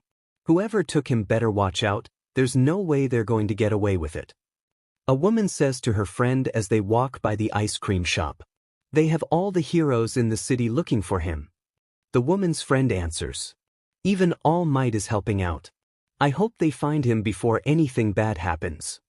Shudo stops breathing momentarily as he takes in what he just heard. All the heroes are looking for him? Not just Endeavor? This is going to be more difficult than he thought. Surprise! Just for you.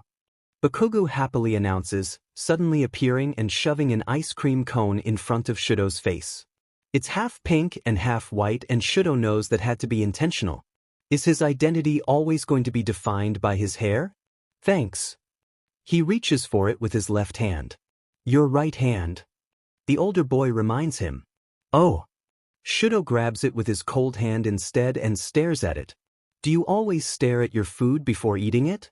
The blonde asks as he takes a huge bite of his own chocolate ice cream cone covered in chocolate sprinkles, chocolate syrup, and chocolate candy. I guess I do. Shudo answers as he watches his friend devour the chocolate ice cream monstrosity. He takes the smallest lick of his own ice cream and smiles. Do you like it? Shudo nods. He does like it, but it's much sweeter than he's used to. He thought the candy last night was intense, but this was on another level. How could something that tastes so good be bad for you? I knew you would cause I know everything. Bakugo takes an obnoxiously huge bite of his ice cream. When you were inside, I heard two girls talking and they said heroes are looking for us. Shudo sighs. CRP really? Hurry up then and finish your ice cream. We should skip the rides and just start crossing the ocean. Won't someone see? There are so many people here today. Let's keep walking and find a spot on the beach away from everyone. This is too close to the food and stuff. Yeah, okay. Are you scared? A little. But you can do this. You made that huge ice wall and it was the size of the hospital. And you made that slide so I wouldn't fall. You're almost as amazing as I am. Bakugo finishes his ice cream with one last bite, half of it all over his face and shirt now. Come on, finish it, it's melting. Oh. Shudo looks down at the melting treat in his hand. He gently refreezes it as Bakugo's jaw drops. Your quirk is so cool, you can freeze ice cream. I want to be able to do that. And you can make ice cats, I want to be able to make ice stuff too. I never thought about that before.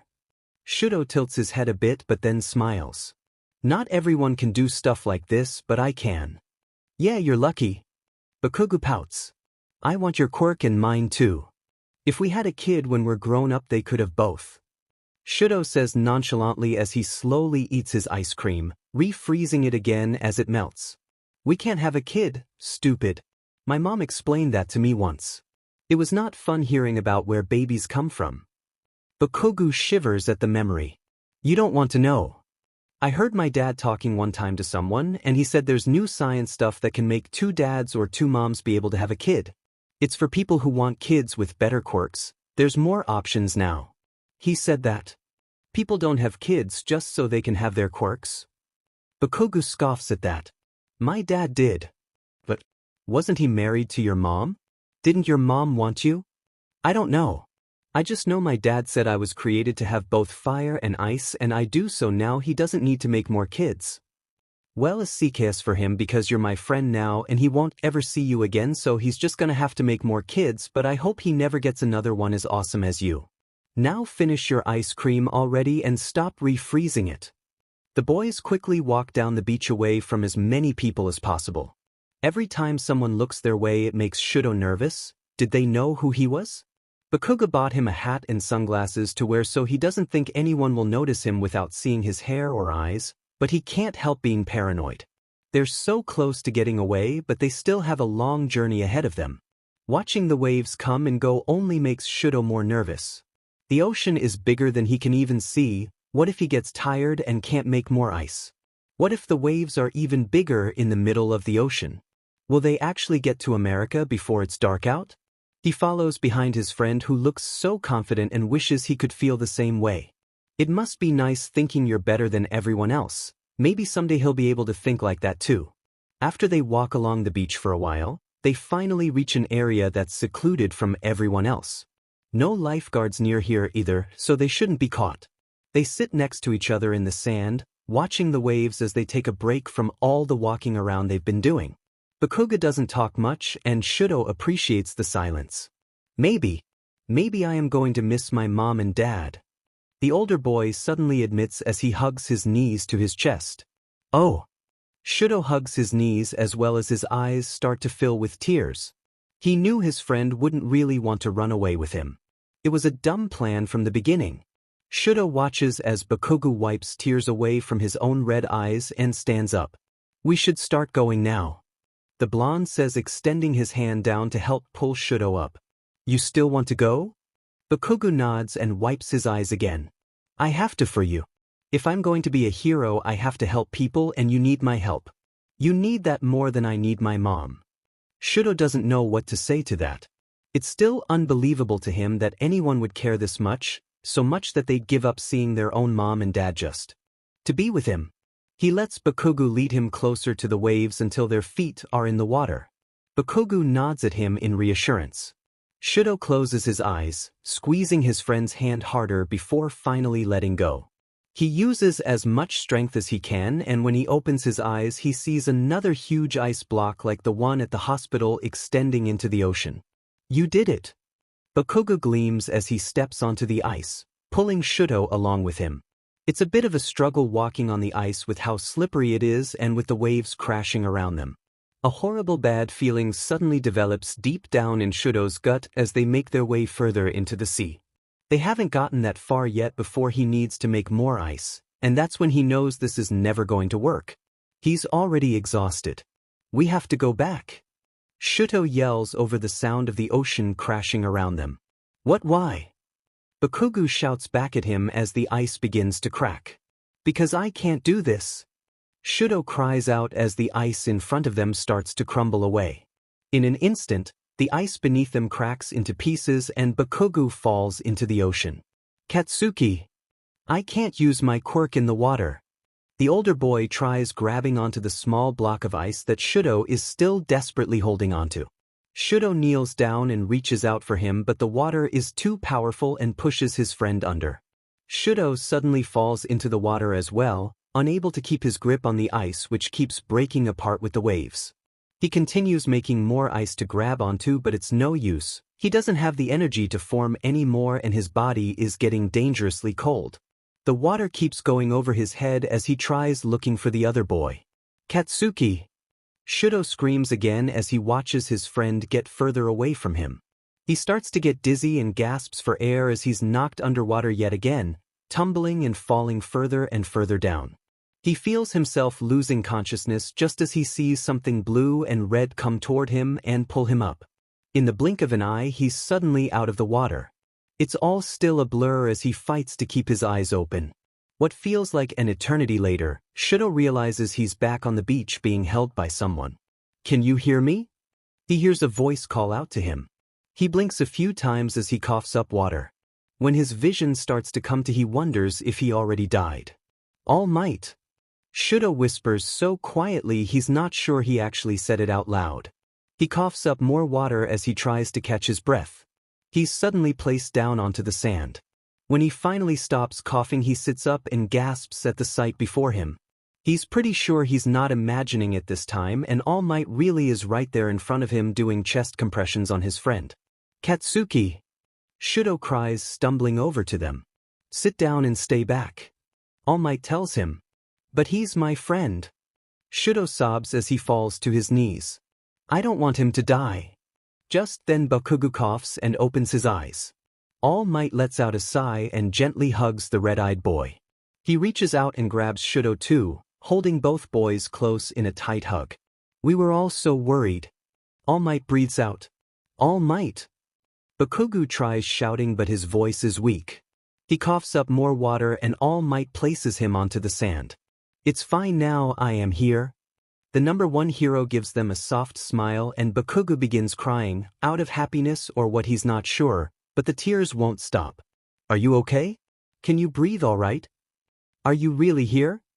Bakugo sobs hysterically. Am I dead? All of the top heroes have been looking for you too. What were you boys thinking going out into the ocean like that? Shudo holds onto All Might harder and keeps his face buried and hidden in the hero's shoulder. He's so overwhelmed that he doesn't quite understand what's happening, but he does know that he's never letting go of All Might. Shudo, his dad, I was saving him like you All Might. But the ice and the waves. Bakugo mumbles in panic. The number one hero reaches out to place a reassuring hand on the blonde's shoulder. It's alright kid, save your breath. Lay down if you need to, that was quite the scare you just experienced. I'm going to call for help. All Might tells him as he gets out his phone. All Might tries to put Shudo down but this only causes him only to cling on harder. All Might carries the boys away from the beach to the closest parking lot area. The Bakugos are already waiting there along with tons of press and some medics. Mom! Bakugo cries out when he sees Mitsuki. Mitsuki takes him from All Might and squeezes her son as hard as she can. You brat! Mitsuki cries back at him. Don't you ever do that to me again.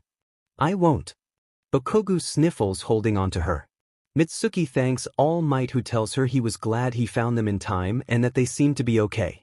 Mitsuki glances at Shudo with a sympathetic frown as she brings Katsuki over to the medics to be looked at. Your father should be here soon. All Might tells Shudo who still hasn't let up his grip. Shudo tenses and squeezes him harder. We should get you looked at by the medics, that was a lot of water you swallowed. Don't leave me All Might.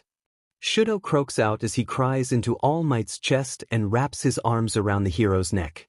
The medics are very nice. They'll make sure that you're okay and stay with you until your father arrives. Please. Shudo sobs, small flames now bursting out from his left side. All he wants to do is stay with All Might. The thought of leaving him is too terrifying to think about. If All Might is there when his dad arrives, maybe the number one hero will see how mean Endeavor is and not let him take him away. It's all he can think about. Can I ask you a question? All Might suddenly asks, which makes Shudo look at him through teary eyes as he gives the tiniest nod. Why were you trying to run away? That's what you were doing, isn't it? Shudo nods again and looks away this time. I'm not strong and my dad will be mad at me, he says quietly after a while. That's why I ran away. I think you're very strong. All Might smiles at him. I'm actually starting to wonder what your intentions are with this grip you got going on around my neck. I can hardly breathe. No, I'm not strong, I'm not anything. Shudo repeats with another sob. What you did was reckless and extremely dangerous, but it was a strong display of how much power you have. You can learn from this experience, and if you work hard, you can control your quirk and get even stronger. However, I have to sadly inform you that you will never be able to cross the ocean no matter how hard you try, assuming that was your intention. But Katsuki said I could. All Might glances over at the other boy who's sitting with his parents in an ambulance and screaming at the medics to get their hands off of him. It's great to have such an encouraging friend, but there are things you'll never be able to do. Everyone is good at something but not at everything. Work on the things you can do. I can use ice but I can't use my fire anymore. Shudo tells the hero. It's bad like my dad. All Might loses his smile, but only for a moment and then it's back. Your fire isn't bad and neither is your ice. Quirks aren't bad, it's how you use them. You're pretty special to have too. Shudo doesn't have much time to think about All Might's words of wisdom because he suddenly hears the sound he's been dreading. Shudo! Endeavor's booming voice shouts across the parking lot. Shudo can't help the chill that shoots down his body as the man walks over to them. Shudo squeezes his eyes shut and holds onto All Might with all of his strength again, wrapping his tiny arms around the hero's neck and not letting go for anything. Give him to me. Endeavor demands once he's standing in front of the number one hero. All Might. Endeavor. All Might greets him back, still with a smile on his face. Give me the boy. All Might doesn't move and Shudo keeps his face hidden. You should know, I think your son is frightened of you. All Might tells the flame hero while unintentionally holding onto the boy just a little bit harder.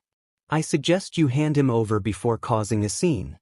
Endeavor glares at the reporters who are standing nearby. I will be taking care of the press to make sure the details of this don't get out, and if I need to take care of you as well, I will. All Might sighs and looks down at the boy in his arms. No. Please, All Might. I don't want to go back. Please. Shudo begs as All Might tries handing him over. Shudo. Stop this nonsense right now. Endeavor barks out, grabbing Shudo and finally getting him to let go of the #1 hero. Thank you, All Might, but I'll be taking over. Endeavor scowls as Shudo tries reaching out for the other hero again. The boy's behavior is unacceptable. Rest assured he'll be punished appropriately for his actions and for causing this much trouble. I know this isn't my place, All Might begins to say as he's immediately interrupted. You're right, it's not. But punishing him may only make him want to try this again. He's only a child and he's clearly frightened right now. It'll only make things worse. Endeavor glares at All Might but no other words are exchanged. Shudo tries reaching out for his favorite hero one last time but fails because the #1 hero isn't reaching back for him. Out of my way. NG huffs as he walks past All Might toward the medics. Shudo kicks and moves around as much as he can to try and escape his father's hold. He soon runs out of energy and gives up the struggle. He sits with NG as the medics take a look at him. He stops crying but can't help the erratic hiccups that still escape from his chest. He hates how the heat from his father warms him up and makes him feel extra sleepy. He wants to run back to All Might, he's right there, but Shudo knows it'll be impossible to get away from Endeavor now. The last thing he sees before he drifts off to sleep is the look on Katsuki's face, teary red eyes staring at him from nearby. He doubts he's ever going to see his friend again. Shudo yawns as he walks onto UA's campus for his first day of high school. He watches as the other students make their way to class with more enthusiasm and excitement than he's felt in his entire life. In comparison, he probably looks like a walking corpse with how tired and unenthused he is. He's never been a morning person and now his commute is further than his middle school used to be. NG insisted on keeping him up late with extra training the night beforehand as he desperately tried to trigger Shudo into finally using his fire before classes started. It was never going to happen though, and it had been a waste of time for the both of them. Shudo hasn't used his fire since he was a kid and accidentally hurt himself and his red-eyed friend. Thinking of the other boy from his past suddenly makes him nervous. The thought has crossed his mind more than once that his old friend could very well be in his class. It's almost been a decade, but Shudo still remembers how Bakugo said that he was going to go to UA. Would the blonde remember him now if they crossed paths again? What do you even say to someone you haven't seen in so long? Shudo's nerves increase as he heads inside the building. Does he actually want Bakugo to be in his class? Wouldn't it just be a distraction? He's not here to make friends, he's here to prove himself as an upcoming hero. He's confident that he can do that, but the thought of seeing Bakugo again and having to say something to him makes him want to throw up. What is wrong with him? He wonders if it's because he feels guilty. Almost drowning had been extremely traumatizing for Shudo and he never got the chance to talk to Bakugo about it or apologize for the entire catastrophic experience they had together. Finally, Shudo stands in front of the huge 1A door. He knows he's being ridiculous. Even if the other boy is on the other side, it doesn't have to mean anything. Maybe, Shudo thinks, he's nervous that Bakugo is going to remember how horribly awkward he was as a kid. He's still just as awkward as a teenager even if he doesn't always know why. It's just how it is when you spend most of your life training without any friends. When Shudo enters the classroom, he immediately stops in place when he sees Bakugo sitting at a desk with his feet on top of it. He instantly knows it's him. The spiky blonde hair, red eyes, and angry scowl are hard to forget. He seems to be in an argument with one of their new classmates. Take your feet off of that desk now. It's the first day and you're already disrespecting this academy by scuffing school property? You cretin. You're kidding me, right? Did your old school put a stick up your butt or were you born with it? Bakugo smirks at the taller student. Thanks. Bakugo suddenly turns his head and looks at Shudo when he notices him standing there. Shudo has to double-check that he hasn't accidentally frozen in place with actual ice. Bakugo glares at him for another second and then goes back to insulting Ida. Shudo doesn't quite understand what just happened. He tries to shake it off and sits down at his own desk. Bakugo did recognize him, didn't he? There's no way he couldn't have. Shudo looks exactly the same as he did as a kid, just taller. It's then that another boy walks in with green hair and looking nervous as hell. Shudo notices Bakugo glare at this kid too, so maybe it's personal after all. Is this just how Baku looks now? Angry all the time? Shudo is the opposite, preferring to keep his expressions as neutral as possible. It's not hard to do when you don't feel much to begin with. Not long after that, their new teacher makes his first appearance and announces that they're going outside to do a quirk assessment test. Shudo can get on board with that. It'll be a good distraction from how confused he is at the moment. He decides that he'll try to say something to Bakugo by the end of the day. The sooner he gets it over with the better. Shudo passes the tests with flying colors. It's effortless for him and quite frankly, it's boring. He's impressed by some of his classmates' quirks, but most of them don't even come close to his level of skill. Bakugo, however, seems to be in the same league as him, no surprise there. Unfortunately, that might mean that the other boy sees him as a rival rather than someone to be friends with again. With each test they do, that becomes more apparent as the blonde continues to ignore him. Deku, you be sturdy. Tell me how you did that or you're dead. Shudo's thoughts are interrupted when he hears Bakugo suddenly scream out in rage and lash out at their green-haired classmate. Oh, so that's Deku. He remembers that Bakugo never had anything nice to say about this Deku guy when they were kids. But wasn't he supposed to be quirkless? Clearly Bakugo still has an issue with him. Shudo doesn't know why he does what he does next. They say heroes act before thinking sometimes, and this must be one of those times. He shoots out ice to block Bakugo from attacking their classmate, and the blonde's feet are instantly trapped. The intense look in those red eyes sends chills down Shudo's spine. Okay, so he wanted Bakugo's attention. He certainly has it now. Do you have a death wish? Bakugo screams at him, easily blasting the ice away and lunging forward. Shudo doesn't know how to react, so he doesn't. Bakugo pushes him to the ground and throws a punch which he easily blocks with an instinctive reflex. That only pisses off the older boy even more. When he goes for another punch, Shudo looks straight up at him. Why are you avoiding me? Shudo's question catches Bakugo off guard long enough for Aizawa to erase their quirks and separate them. Well, at least Shudo is going to learn one on his first day of school, which is that apparently scarves can be strong as hell. It'd be wise to avoid making me use my quirk so much. It gives me serious dry eye. Their teacher sighs. You're wasting my time now.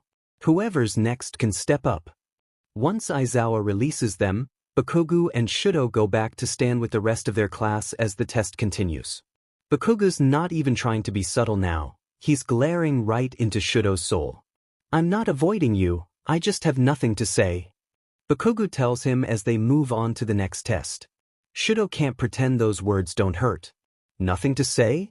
They have plenty they could talk about. Shudo was curious how the other boy dealt with the aftermath of when they ran away and what he's been doing all these years since then. Apparently, the same can't be said for Bakugo. When Aizawa shows them the results from the test, Shudo is surprised to see that someone else came in first. Second is still pretty good though, and even better than third place, which is what Bakugo got. He assumes that the blonde is going to be angry that Shudo did better, but to his surprise the older boy seems more focused on Deku. He's not taking the news well that Deku isn't in fact going to be expelled despite coming in last place. Aizawa tells them to pick up a syllabus from the classroom and he'll see them the next day. As they start heading inside, Midoriya walks up next to Shudo. Hey, thanks for earlier. The green-haired boy smiles at him. Your quirk is amazing. Most people are too afraid to stand up to Kaken. Kaken? Oh, we're childhood friends, it's what I've always called him. My name is Midoriya, by the way. Are you sure that you're friends with him? It's complicated. Midoriya sighs as they walk to their classroom. So you're Todoroki, right? Yeah. Shudo answers reluctantly, unfortunately so. That must be fun. Endeavor's a great hero. Sure. If training every day until you throw up is considered fun. Yeah. Shudo repeats because what else can he say? He notices Bakugo glancing at them and the older boy doesn't seem too happy about it. Whether it's because of what Shudo said or because he's talking with Midoriya in general he's not sure, but it's definitely caught the blonde's attention again. Well, thanks again for earlier. I need to go get my fingers healed, see you tomorrow in class. Midoriya walks away with a smile. Bakugo suddenly appears next to Shudo while shooting eye daggers at Deku as he leaves. What the hell do you think is up with him? That Ifavisi, he's been hiding his quirk all this time. So now you want to talk to me? Shut up. He seems nice. He's an annoying pest who suddenly thinks he's better than me now that he has a quirk. I didn't get that impression. Well, what the F, do you know? Shudo doesn't answer that. He's honestly not sure what to say or what Bakugo even wants him to say. Tisich. Bakugo grumbles as he grabs a syllabus and exits the classroom. You come at me with your ice again like that half and you won't live to see another day. Shudo should probably be more concerned about the threat that he just received, but instead is hung up on the new nickname. Does that mean in some weird way Bakugo does still think about him? Why does Shudo even care? They were only friends for what, a few days as children? He tries not to think about the other boy the rest of day but fails miserably at doing so. When Shudo gets home, his sister is eagerly waiting for him. Too eager. Shudo. Fuyumi smiles, giving him a hug without any warning. She's the only person who does that. How was your first day of high school? Fine. Oh come on, you can tell me more than that. I want to hear all about it. Not much to say. Shudo shrugs as he steps inside. You're impossible sometimes. Fuyumi sighs as Shudo puts down his things and walks into the kitchen. You made me cold soba? He gleams when he notices that dinner is already made. Of course. You only get to experience your first day of high school once. I wanted to make the day even better for you. Thanks. He smiles again as they sit down to eat. He only smiles for a few things, cold soba being first on the list, with cats coming in at a close second. So. Fuyumi smiles back at him and Shudo knows what's coming next. Was that boy in your class? Tell me all about him. Shudo slurps his noodles but doesn't answer. He really doesn't want to talk about it, but his sister did make him his favorite food.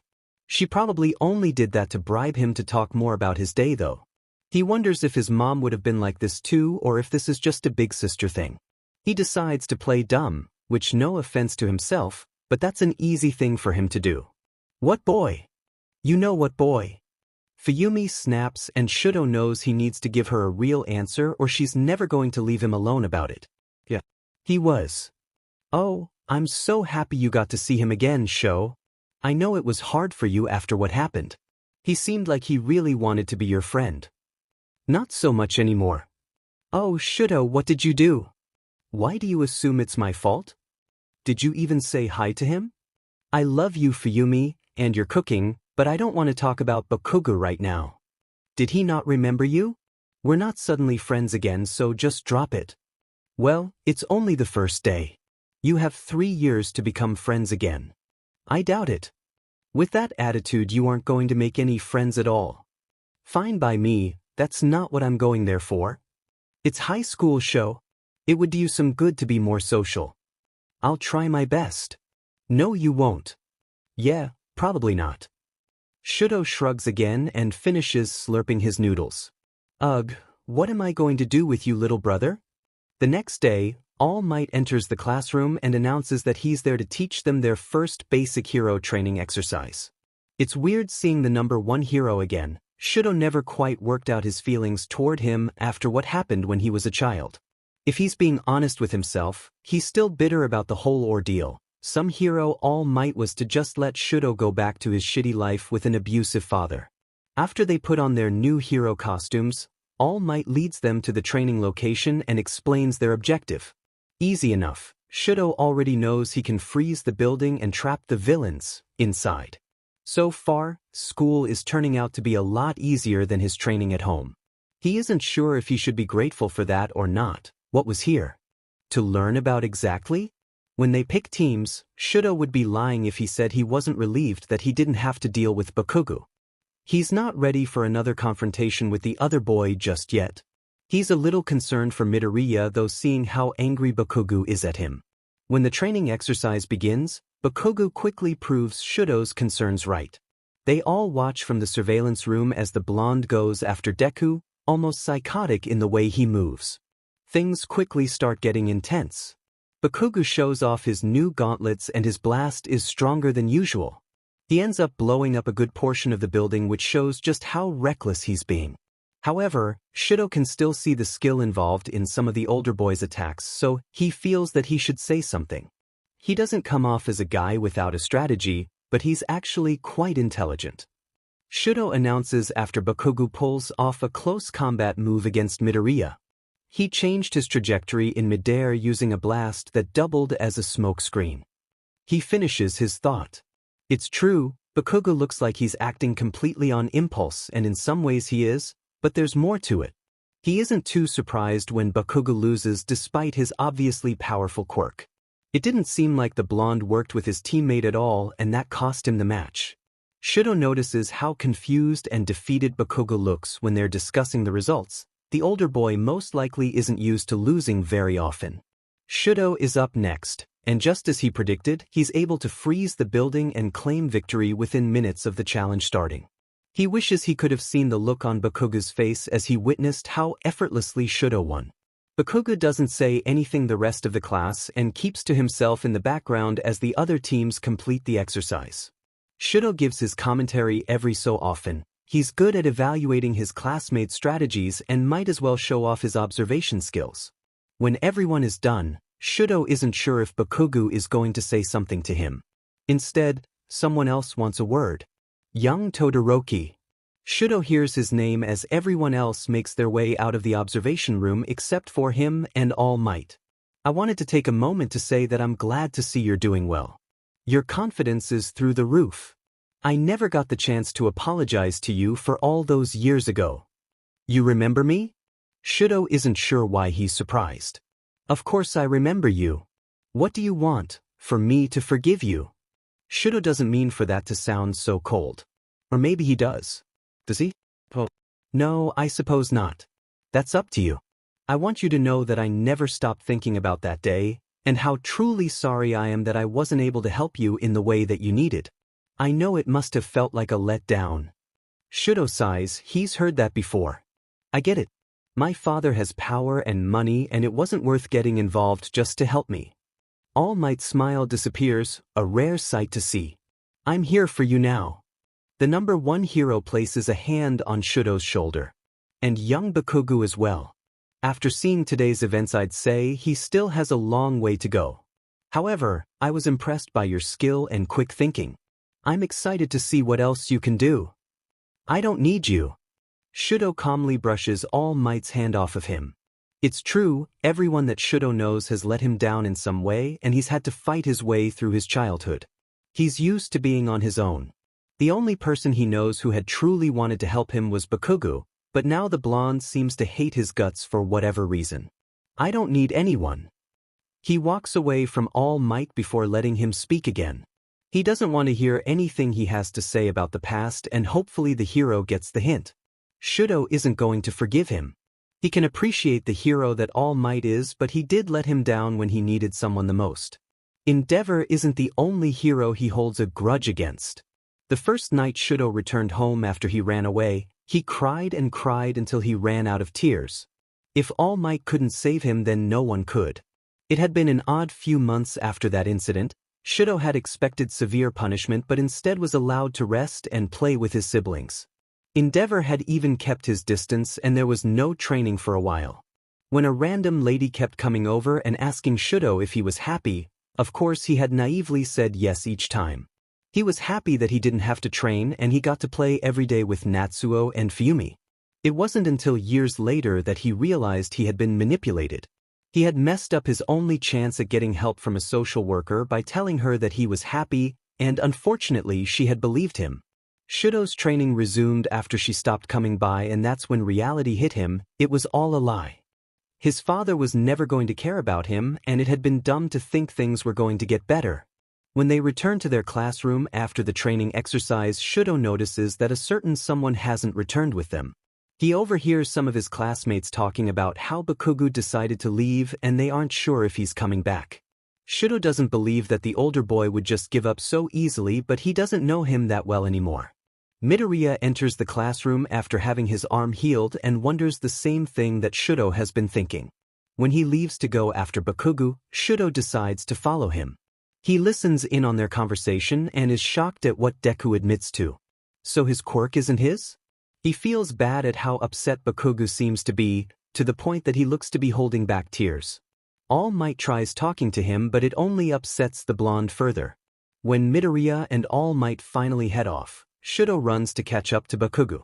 The other boy is less than thrilled to see him. What the hell do you want? Bakugo barks at him as they walk off campus. You stalking me? I heard what Midoriya said. Shudo answers, figuring that Bakugo might actually talk to him if they're discussing Deku. You don't believe it? I hate that lying bstrd. He didn't just suddenly get a quirk from someone, he's been deceiving me for all of these years. I think it could be true. I don't care what you think. Why not? Have I mistakenly given any impression that I want to be around you? Leave me the F alone. Are you going to come back? Our classmates were worried about you.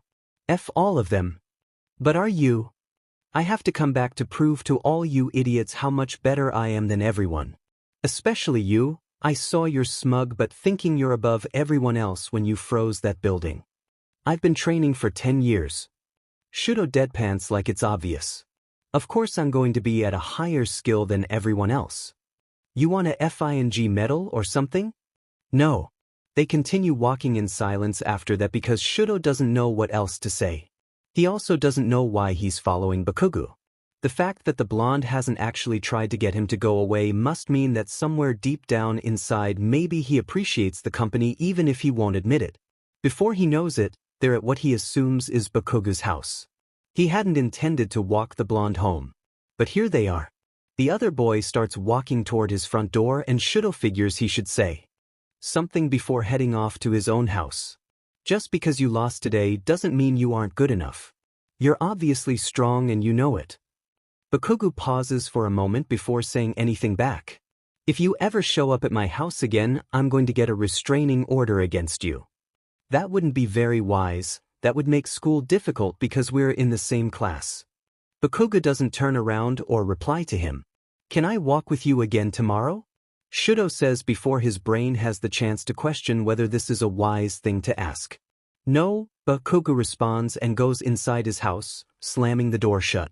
Shudo isn't sure how successful this actually was, but Bakugo didn't blow anything or anyone up and technically he did let him walk with him. So Shudo considers that a win for now. Shudo sits by himself as Class 1A waits for the bus to arrive to take them to an off-campus facility to do some rescue training. Rescue work isn't something that Shudo has had much experience with other than hearing about it from Endeavor. And truthfully, he's only half listening when his father is giving him some sort of lesson that doesn't physically involve using his quirk. It's surprisingly something the man is good at, explaining things to Shudo that he should know about the hero world. If he actually believed that his old man was trying to help him for his own good and not some selfish agenda, perhaps Shudo would have paid more attention to those types of lessons and NG could have been a useful teacher. He watches as his classmates all chat and mingle while they wait, everyone except Bakugo that is. It doesn't look like he has any friends either and it doesn't surprise Shudo based on his behavior so far. He doesn't understand how everyone makes it look so easy to talk and laugh with each other. He wouldn't have much to say, nor does he have the longing to talk to any of them. He would talk to Bakugo but he already knows that would be a lost cause. Instead, he just awkwardly stares at him, wondering why the older boy has so much hatred toward him now. Boredom gets the best of him though, so he figures he should try talking to him anyway. What's the worst that could happen? What's your opinion on rescue work? Shudo asks, walking up to Bakugo. Why the F do you keep talking to me? The other boy immediately snaps at him. Because I'm not interested in talking to anyone else. Shudo answers. Teach, well, neither am I. That includes you. It doesn't seem like anyone else has any interest in talking to you either besides me. Are you trying to imply something? Just curious what you think. I think quirks like ours are better for fighting and not necessarily for rescuing. It'll be good to practice it though, I've never gotten the chance. Do I look like I care? You look angry. Great observation, Icy Hot. Another new nickname? Bakugo walks away and Shudo should take that as a hint to back off, but he doesn't. Can I sit next to you on the bus? He asks even though he already knows what the answer is going to be. No. Leave me the F alone. Bakugo barks at him and walks away again. This time Shudo lets it be. When they finally get on the bus, he ends up sitting behind Bakugo. Perhaps fate will intervene at another time and give them the chance to talk when the other boy has nowhere to run off to. He remembers what Fuyumi told him. They're going to be in class together for 3 years, so eventually they'll have no choice but to work together. As soon as the bus takes off, he's already asleep. Lately it seems like he's always tired. He knows he doesn't sleep well, he never has, and he'll take every opportunity to sleep when he can. He wakes up to the sound of Bakugo yelling at everyone. They're ganging up on him and the blonde isn't taking it well. Shudo can't blame them for not liking their explosive classmate. He's done nothing but scream and shout at all of them since school started. He doesn't think they'd believe him if he told them that Bakugo does have a heart somewhere deep down, or at least he used to. Their time at USJ certainly doesn't go as planned. Coming face to face with real villains was interesting to say the least. Most of them were weak and Shudo could have easily killed them if he wanted to, but of course that's not what being a hero is about. Seeing Aizawa and All Might fight was an experience he won't soon forget. Any hard feelings he still had against the #1 hero were gone the moment he saw the hero do the impossible and fight off the Nomu. It's hard to hold a grudge against someone after witnessing them do something so incredible. When everything is said and done, Shudo doesn't know how to feel about any of this, but at least school isn't boring anymore. Shudo doesn't attempt to talk to Bakugo again. He knows it's pointless and will only PSS off the older boy. Like everyone else in his class, he mainly focuses on preparing for the upcoming sports festival. The morning of Fuyumi is as cheerful as always. Shudo often wonders where she finds the strength to stay positive about everything. She probably does it for his sake. Are you nervous? She asks as Shudo gathers his things to head out. No, he answers, and it's the truth. Dad's going to be there. Fuyumi says while nervously fidgeting with her hands as if she isn't sure she should tell him. Shudo pauses at that.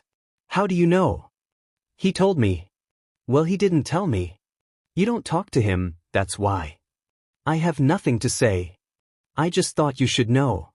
Whether he's there or not, I'll still win.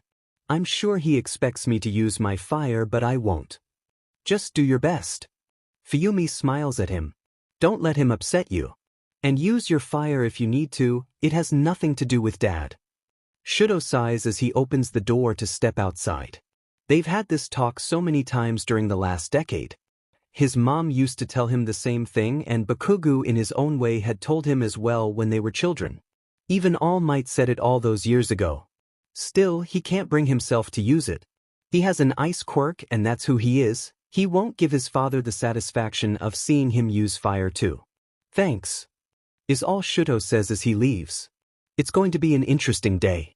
When Shudo walks onto campus, things are already getting set up. The Endeavor merchandise is a bit much. He's sure his father hates it just as much as he does. Of course he has to be reminded of the man as soon as he gets there. He just can't escape him. In the Class 1A waiting room, his scattered thoughts begin to consume him. He has to win and prove to NG that he can do this without his help, without his fire. The stakes are high for him, higher than anyone else in there. He doesn't know about the other classes, but in his class he knows that Midoriya and Bakugo are going to be his biggest obstacles. Midoriya because of his unusual All Might-like quirk, and Bakugo because the blonde has apparently insisted that they be rivals instead of friends. He doesn't know what compels him to confront them, but he feels like he has to. He's confused and angry thinking about his father being there, and he has no choice but to prove he's the best. Midoriya. Shudo says, walking up to the green-haired boy. Hey, Todoroki. What's up? From an objective standpoint, I think it's fairly clear that I'm stronger than you. Yeah. However, you got All Might in your corner, helping you out. I'm not here to pry about what's going on between you two, but know that I will beat you. What's going on? Why are you picking a fight all of a sudden? Kirishima asks as the entire class has eyes on them now. Good, Shudo thinks. He wants them all to know that he's going to win. We're not here to be each other's friends. Don't forget, this isn't a team effort. Shudo states. When Midoriya does admit that Shudo is the best there he feels a weird sense of guilt. He shakes it off and notices that Bakugo is intently watching them from the other side of the room, a piercing scowl on his face. Midoriya seems to think he's going to win despite admitting to being weaker. Bakugo doesn't take that very well. You both can shut up. The person you need to watch out for is me, half and half. Bakugo stands up and stomps his over to get in Shudo's face. Shudo wants to say something back but his mind goes blank while staring at those intense crimson eyes. Afraid. Bakugo smirks which makes Shudo's brain go offline even more. No, he breathes out as he backs up from the other boy. Afraid? Confused? Before Bakugo or anyone else can continue the conversation, they're finally called to enter the field. Shudo isn't surprised when Bakugo declares that he's going to win during his opening speech. It's a very Katsuki thing to do. What does surprise him though is how the blonde says it looking straight at him. It's very unsettling even if he can't pinpoint why. The obstacle course is exhilarating and yeah, it's kind of fun though Shudo would never admit that to anyone out loud. It's definitely better than training and it's an amazing feeling beating everyone else especially when it's so effortless. Of course true to his word, Bakugo is on his tail the entire time throwing meaningless insults at him. When they finally get to the minefield is when things start to get serious. He's at a disadvantage here being ahead of everyone else and it gives Bakugo the chance to catch up. The older boy doesn't hesitate to throw some explosions in his face and Shudo retaliates by trying to freeze Bakugo's arm. One of them stumbles, Shudo isn't sure who, and they end up falling on the ground together in an awkward tangle of limbs. You half and half be, get out of my way. Bakugo screams at him as he throws a blast right in his face. He blocks it with some ice and tries to get the blonde off of him. Why is the other boy insisting on fighting like this right now when they're so close to winning? What finally snaps Bakugo out of his rage toward Shudo is when Midoriya suddenly flies above and then ahead of them. This immediately causes the blonde to get up. He helps Shudo up along with him and Shudo isn't going to question that right now. But talk about mixed signals. Deku, what the hell do you think you're doing, huh? Bakugo shouts, blasting away to try and catch up to Midoriya. He turns back at Shudo. Hurry the F up, don't let him beat us. Shudo was so sure he was going to win this and now his chance is quickly slipping away. He uses his ice to run after them as fast as he can. Second place. Again, just like the first day of school. It's obviously good enough to move on but it's frustrating to say the least. Shudo doesn't have the same level of hatred toward Deku as Bakugo does but he can understand the annoyance. It was a clever move, he'll gives him that. So much for no team effort in this sports festival. Shudo manages to get by in the jousting round without using his fire but only barely. It catches him off guard when his left arm flames up on its own when Midoriya attacks him near the end. It surprises him enough that Deku is able to grab a headband from him. Thankfully not one that matters but it was too close for comfort. If time hadn't run out Bakugo would have probably grabbed another one from him as well. The older boy doesn't take the loss well and sits on the ground pouting in anger like a child. Shudo internally feels the same way despite coming in first this time. Not much he can do about it when his left side decides to activate on its own. Instinct kicked in and it happened too quickly. Shudo sees his father out of the corner of his eye staring down at him from the stands, fire blazing all around him. Such a stupid gimmick, he has always thought that normal fire-beardless NG is more intimidating than Endeavor. For whatever reason, Shudo suddenly feels the need to sit on the ground next to Bakugo. How he finds the other boy comforting is beyond him. He figures it has to be because Bakugo is the only other person that understands his situation with NG regardless if he seems to care anymore or not. Get away from me! Bakugo yells at him when he sits down. What the hell do you want from me? Not wanting to cause more screaming, Shudo doesn't answer him. He can't help but glance over at his father still looking down at him from the stands. Bakugo definitely notices this and calms down a bit. They only sit there for a minute in silence, but Shudo still appreciates it. There's no way the blonde forgot how awful Endeavor actually is. It's nice knowing that someone understands his past even if that person is Bakugo. F that a-hole. If he tries getting in your head, just call him a BSTD and move on. Bakugo breaks the silence and stands up. Keep your stupid eyes on me, I'm the one you need to be worried about. If only it were that easy for Shudo to brush his father off just like that. As Bakugo walks away, Midoriya suddenly makes his way over to him. Todoroki? Do you have a moment to talk? It's the last thing Shudo wants to do, but if Midoriya insists on talking, he's curious enough to see what he has to say. What's going on between you and Kaken? Midoriya asks nervously once they're off to the side away from everyone else. Shudo leans against the wall. What is Midoriya trying to say? When Shudo doesn't respond, the other boy continues. It's just that. I know Kaken. And there's something I'm missing here. He looks at you differently than everyone else. Midoriya fumbles with his words. He does? And you look at him the same way. Sure, Shudo thinks about Bakugo a lot, but is it that obvious? What are you trying to say? Shudo glares at him. It's just something I've observed. I was curious. If I tell you, will you tell me something? Shudo answers without thinking about what he's doing. He's also curious about something. What's up? If you want to know how I'm connected to Bakugo, I want to know how you're connected to All Might. The power coming from you felt the same as him. Are you his secret kid? This makes Midoriya's eyes go wide with worry. No way, that's not it at all. But I guess even if I was, I'd totally say I wasn't, so you probably won't believe me no matter what. Anyway, I promise, you've got the wrong idea. That's not it at all is interesting wording. It suggests there is something between you two that you're not supposed to talk about. Fine, Shudo will leave it at that for now. There is something going on though. Shudo figures that Bakugo has probably noticed something similar. Since Midoriya answered his question, Shudo knows it's only fair to answer his. He explains as concisely as he can how he's the product of a quirk marriage and how he got his scar. Midoriya is shocked when Shudo explains how he met Bakugo as a kid and how they ended up in the hospital together, and his vow to never use his fire again because he's not going to be like his father. He leaves the part out about running away, but he figures that's enough to stop Midoriya from asking more for now. So, you and Kaken are friends? He's never mentioned you before. Shudo never talks about Bakugo either, so he probably shouldn't take it too personally. No, we're not. We only met that one time, I hardly know him and he has no interest in talking to me now. Kaken can be hard to talk to. If you really want to get through to him, you just need to keep trying and be prepared for insults. Shudo hums in response and doesn't say anything else about Bakugo. He'll leave it at that. When the silence gets too awkward, he decides it's time to end this conversation. You're obviously connected to All Might even if you won't tell me about it. But no matter how fiercely you come at me in the future, I will defeat you using only my right side. Shudo walks off before giving Midoriya the chance to respond. Shudo keeps to himself as the next round begins.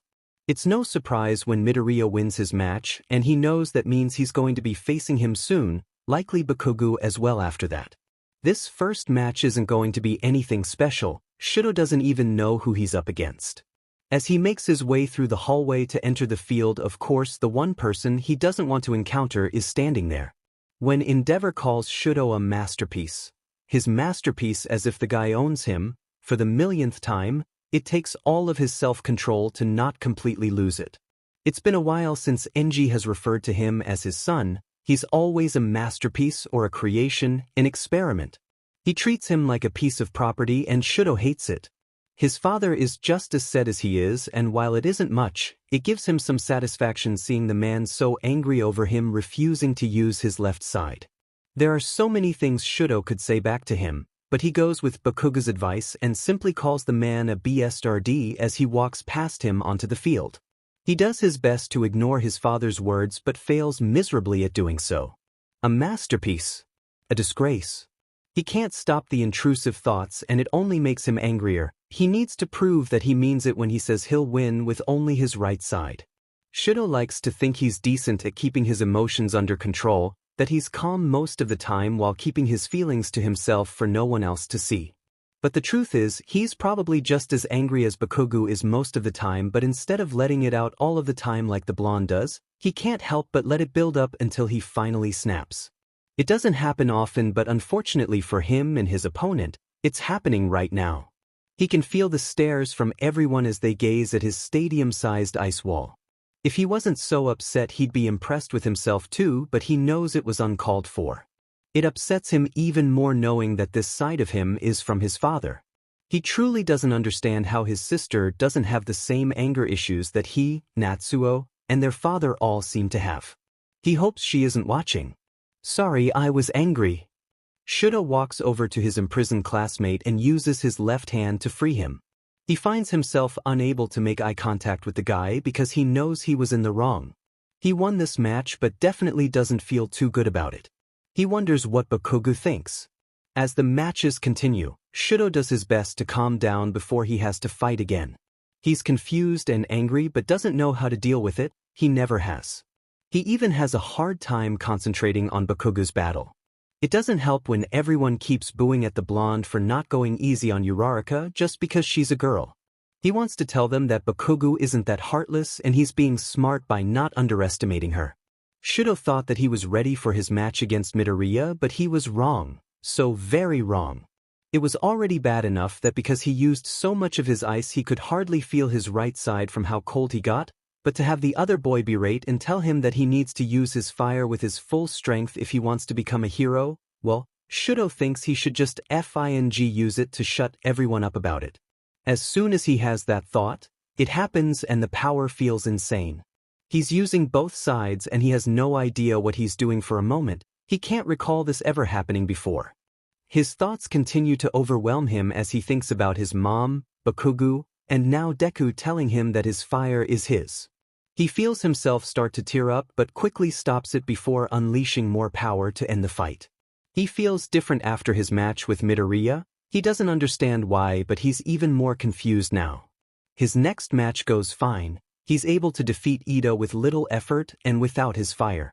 He's mentally exhausted and wants to be done with all of this already. As he waits for his last match to begin, of course he can't help but think about Bakugo and what they did when they were kids. Bakugo has probably been waiting his entire life for this fight. Meanwhile, Shudo doesn't have any longing for it, at least not right now. He's still so unsure what he's done to make his former friend act so harshly toward him. He remembers how the blonde used to be so sure that Shudo was just as amazing as he was. Now he doesn't know what Bakugo thinks of him. As Bakugo walks through the hall to his waiting room for the final match, he crosses paths with Endeavor. He has no clue why the guy is standing there, but the BSTD is blocking his way. He scowls at the flame hero who glares right back at him. Get Shudo to use his flames during your match. Endeavor crosses his arms and looks down at him. I want him to use his flames just as much as you do, a-hole. Did you ever stop to think about why he doesn't want to? Have you? He stopped using them after you brainwashed him all those years ago. You're delusional if you think it's my fault he's the way he is. Bakugo really wants to punch this guy. His childish rebellion needs to stop. Maybe you need to stop being a piece of shit, father, then. Bakugo snaps as he pushes past him. He doesn't say anything else, but now he's even angrier than he was before. He's going to get Shudo to use his fire, but it's not going to be because Endeavor wants him to. Shudo stares at his left hand as if he's mentally willing that side of him to just go away so he doesn't have to deal with it anymore.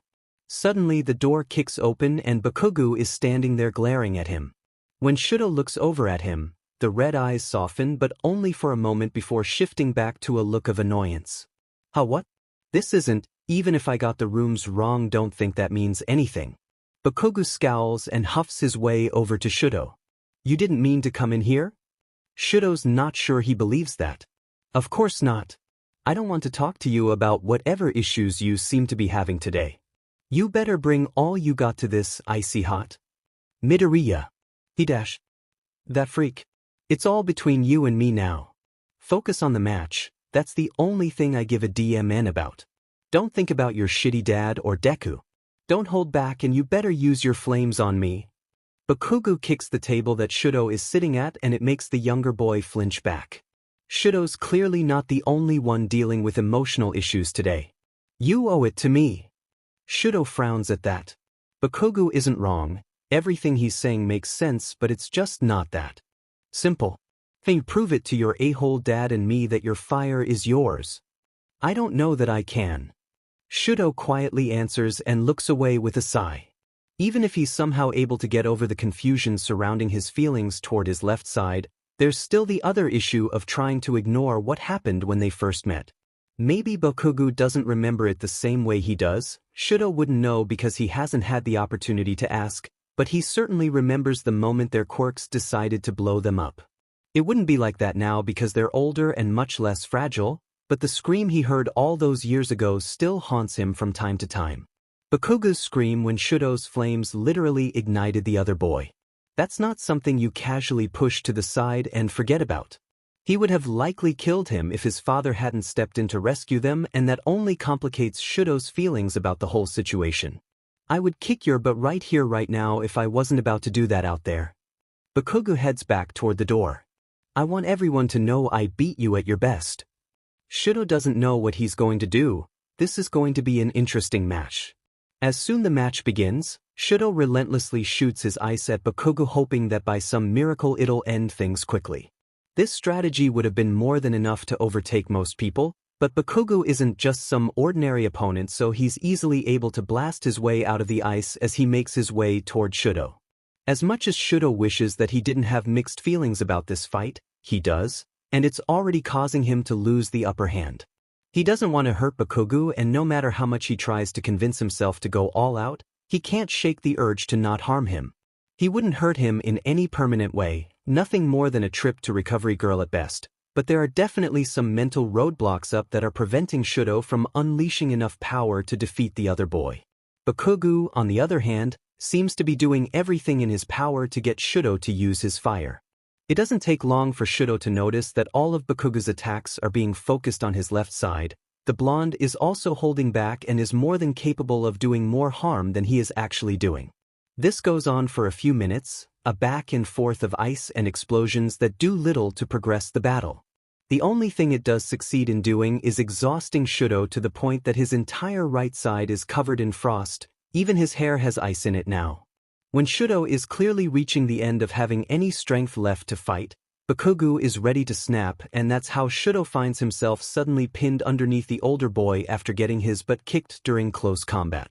Hand-to-hand combat is not something Shudo is particularly great at even in the best circumstances, let alone in his weakened physical state. The stadium is unusually quiet as everyone waits for something to happen. Even present Mike is silent, which somehow makes the situation feel even more intense. Shudo stares up at Bakugo, unable to do anything about the current situation he's in. He has absolutely no strength left, and Bakugo is holding him down so hard that he can hardly breathe, let alone move or attack. He's not sure he's ever been in a position quite like this. He's used to being the one with the upper hand in most scenarios, so this is somewhat eye-opening. Perhaps he's not as strong as he usually thinks he is. Quit messing around, you're effing pissing me off. Bakugo shouts as he pushes the younger boy down into the ground with even more force. Shudo doesn't answer. He's not sure what he can even say that would be meaningful in any way. Just effing do it already. Bakugo screams. What the hell are you waiting for? I could kill you right now and you're still refusing to use it. You wouldn't kill me. Shudo replies in an icy breath. Just because I won't do it doesn't mean someone else wouldn't take advantage of you. What kind of hero are you going to be like this? I can't. Shudo breathes out and turns his head, unable to look Bakugo in the eye. He isn't wrong, but there's no way Shudo is going to activate his fire right now. It was bad enough that Midoriya got him to use it earlier. He's not going to make the same mistake again. If he can't win this fight with just his ice side, then he hasn't earned the right to win. Todoroki, are you able to move right now? Midnight finally breaks the stadium's silence. Don't you dare effing answer her. Bakugo is shaking with rage now. I'm not winning like this. When Shudo still shows no signs of moving or of using his fire, Bakugo gets off of him and stands up. His hands crackle in anger as he glares down at Shudo, determined to find a way to get him to fight back. "Stop being so pathetic, get up," he commands. Pathetic? That's how Bakugo sees him? Shudo sighs and closes his eyes, shaking now from how cold he feels. He hasn't pushed himself this far in a long time, and he doesn't have the mental or physical strength to continue torturing himself like this. Bakugo wanted to win so he can win. Shudo doesn't care anymore. "You have an icy hot Bisudi." Bakugo screams in frustration as he sees that Midnight is about to call the match. He lunges down and grabs Shudo by the shirt to pull him up to his feet. Their faces are centimeters apart now, and Bakugo looks like he's going to bite Shudo's head off with how fierce the scowl on his face is. "If you won't use it on your own, I will make you." Bakugo growls, and it sends a weird chill down Shudo's body. Maybe the older boy is going to kill him after all. But he doesn't think he'd actually mind that. "You can't," Shudo manages to say as he tries to remain conscious. His body is ready to give out now. He's too cold and he's just done with all of this. If Shudo learns anything during this tournament, it's that you don't say, "you can't," to Bakugo Katsuki and think you're going to get away. Two things happen almost simultaneously after Shudo utters those forbidden words to the other boy. Bakugo, who is still holding Shudo up by his shirt, raises his free hand to create a blast. At the same time, he does something so unimaginable and unexpected that yes, it does get Shudo to involuntarily burst into flames. It's something that Shudo never considered a possibility and was wildly unprepared for. Shudo doesn't have a chance to think before he feels Bakugo press his lips to his. At the same time, the blonde creates an explosion. It instantly causes Shudo's body to go into shock, and his flames reveal that they have a mind of their own. It's all over before it even started. In the split second that Bakugo figured out how to get Shudo to activate his fire, the large explosion it results in propels both of them back toward opposite sides of the arena. Shudo wakes up in the infirmary with a killer headache. His shirt is mostly burnt off, revealing all of the bruises that Bakugo gave him while holding him down. When he tries sitting up, a pang of nausea hits him, and he has to lie back down. He hasn't pushed himself this hard in so long, and he's feeling the consequences of that now. Bakugo is lying unconscious on a nearby bed. He's also missing quite a bit of clothing, having almost been cooked alive by Shudo's uncontrolled flames. When Recovery Girl notices that Shudo is awake, she helps heal him faster, and within minutes he's feeling a lot better already, just tired. He would really love to just go home now and sleep the rest of forever and forget about everything that happened today. Recovery Girl informs Shudo that he had been blown out of bounds at the end of the match, but Bakugo had managed to stay inside the arena, which means that he lost. He honestly doesn't care anymore and is thankful that he's able to leave the infirmary before the other boy wakes up. When they're finally standing at the podiums for the award ceremony, Shudo feels incredibly guilty over Bakugo's current state. The blonde is literally being treated like a feral animal. A muzzle over his mouth and his hands and body are chained. Leave it to Katsuki to be this insane over winning the tournament. Shudo knows why the older boy is upset. He had clearly meant to activate Shudo's fire so that they could continue to fight in the way that Bakugo wanted, not have Shudo be blasted out of bounds. Bakugo had clearly underestimated how much his actions would ignite Shudo. The flames had been way more intense than anyone was probably expecting, including Shudo himself. He does his best to look neutral, but knowing that he's the reason Bakugo is so upset has him frowning while he waits for All Might to give him his medal. When the number one hero comes over to finally talk to him, Shudo doesn't actually hear anything that the man says to him. He's too lost in his own thoughts and entirely too confused to think about anything other than Bakugo and what happened. When All Might finally puts the medal around Shudo's neck and leans in for a hug, Shudo instantly hugs back and just holds on. It seems that his body really does have a mind of its own today. He feels himself at the brink of breaking down when All Might lets go and looks him in the eyes. "There's no way for me to even begin to understand what you have been through and what is going through your head right now, but please don't be too hard on yourself," the hero tells him, a genuine look of concern on his face. "Whether you use your fire or not, that choice has and will always be yours. Even though I've already told you this in the past, I will say it as many times as I need to until you understand. I have a lot to think about." Shudo replies with his head titled down. "You did good today, trust yourself more." All Might ends with a small smile and moves on to Bakugo. Shudo watches as the hero tries to give Bakugo his medal, but the blonde is absolutely feral and refuses to cooperate. All Might tries to talk to him but his effort is futile. Shudo really needs to talk to Bakugo but has no idea how that's going to go. He's unsure if the older boy is even going to let him talk.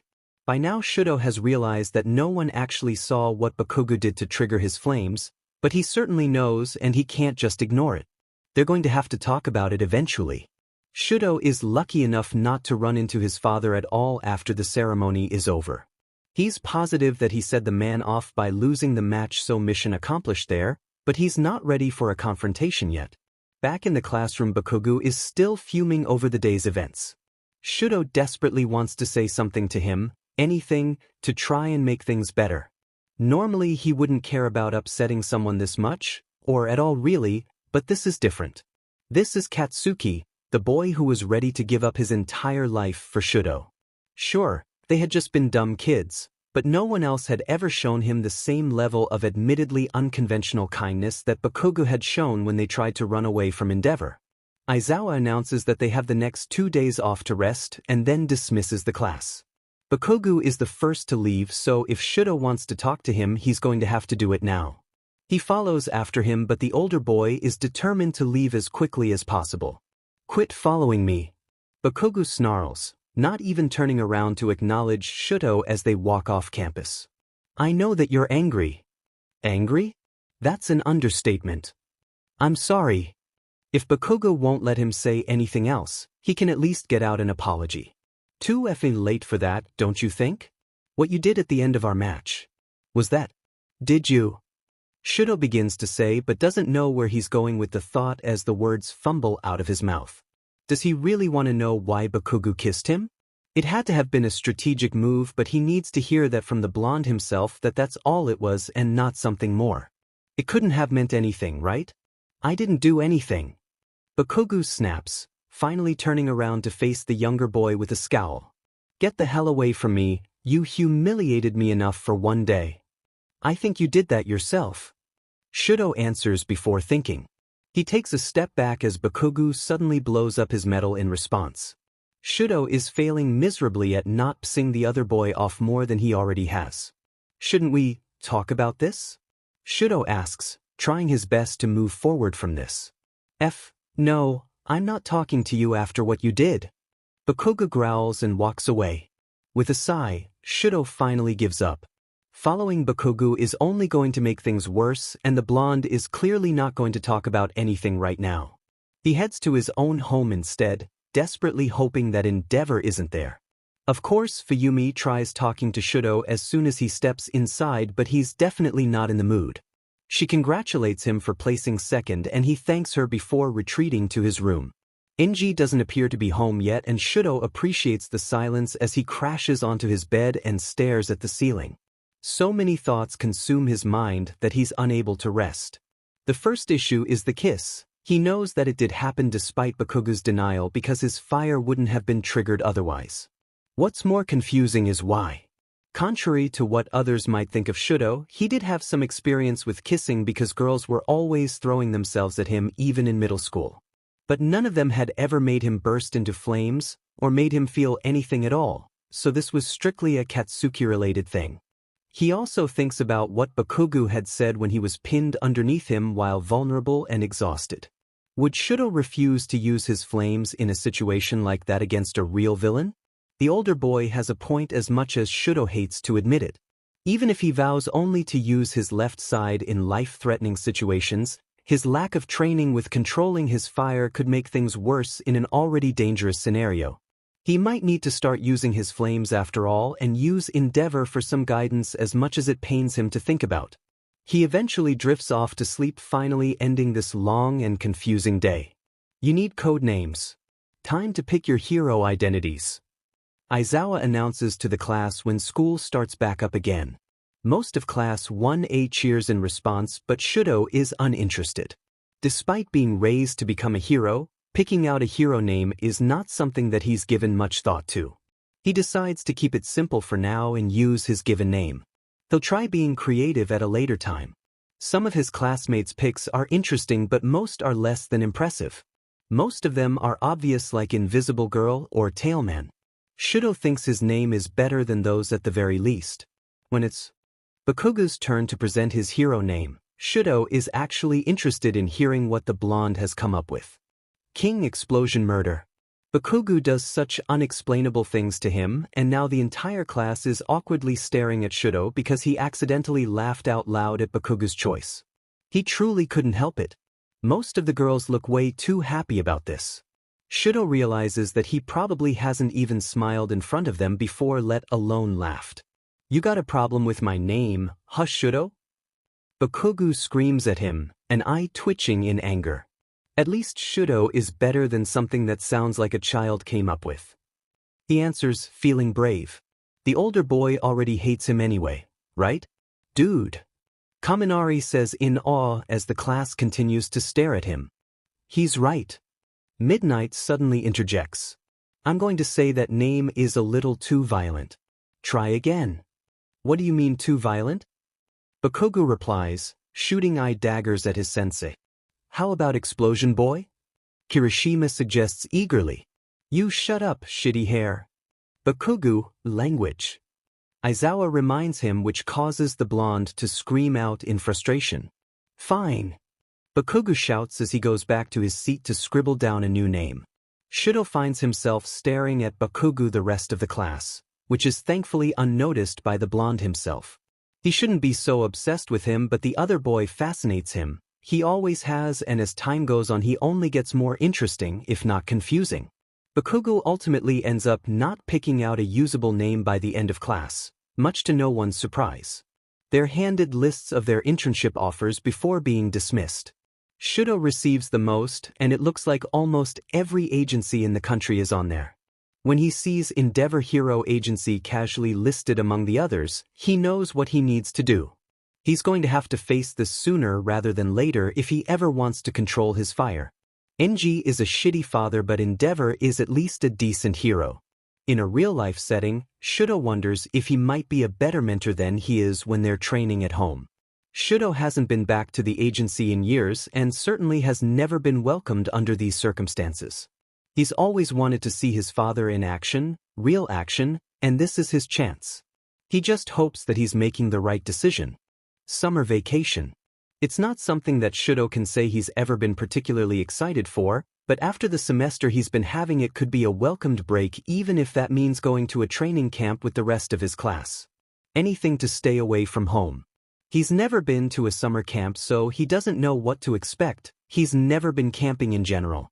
The Todorokis weren't exactly known for that. They're probably considered too much of a fire hazard. It shouldn't be too awful now that he's been trying harder at being friendly with his classmates. He would even consider some of them his friends at this point, especially Midoriya and Ida, because of their shared experience fighting against Stain together. He's been getting closer to Momo as well after being teamed up with her during their final exam match against Aizawa.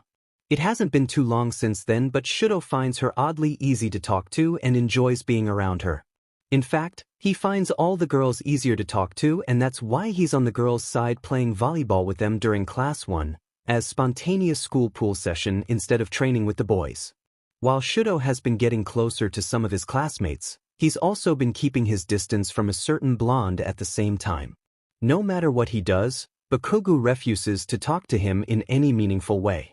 He can only do so much before he has to accept that Bakugu clearly isn't interested in him as a friend. Even though he's keeping his distance, that doesn't stop Shudo from admiring the older boy from afar, like right now as the blonde joins the pool party, along with Kirishima by his side. "Todoroki!" Mina shouts as the volleyball suddenly smacks Shudo in the face. "Pay attention or we're going to lose." "Ow." He touches his face, feeling the sting set in. He grabs the ball and notices Momo giving him some sort of strange look. "Who were you staring at?" she asks with a smile.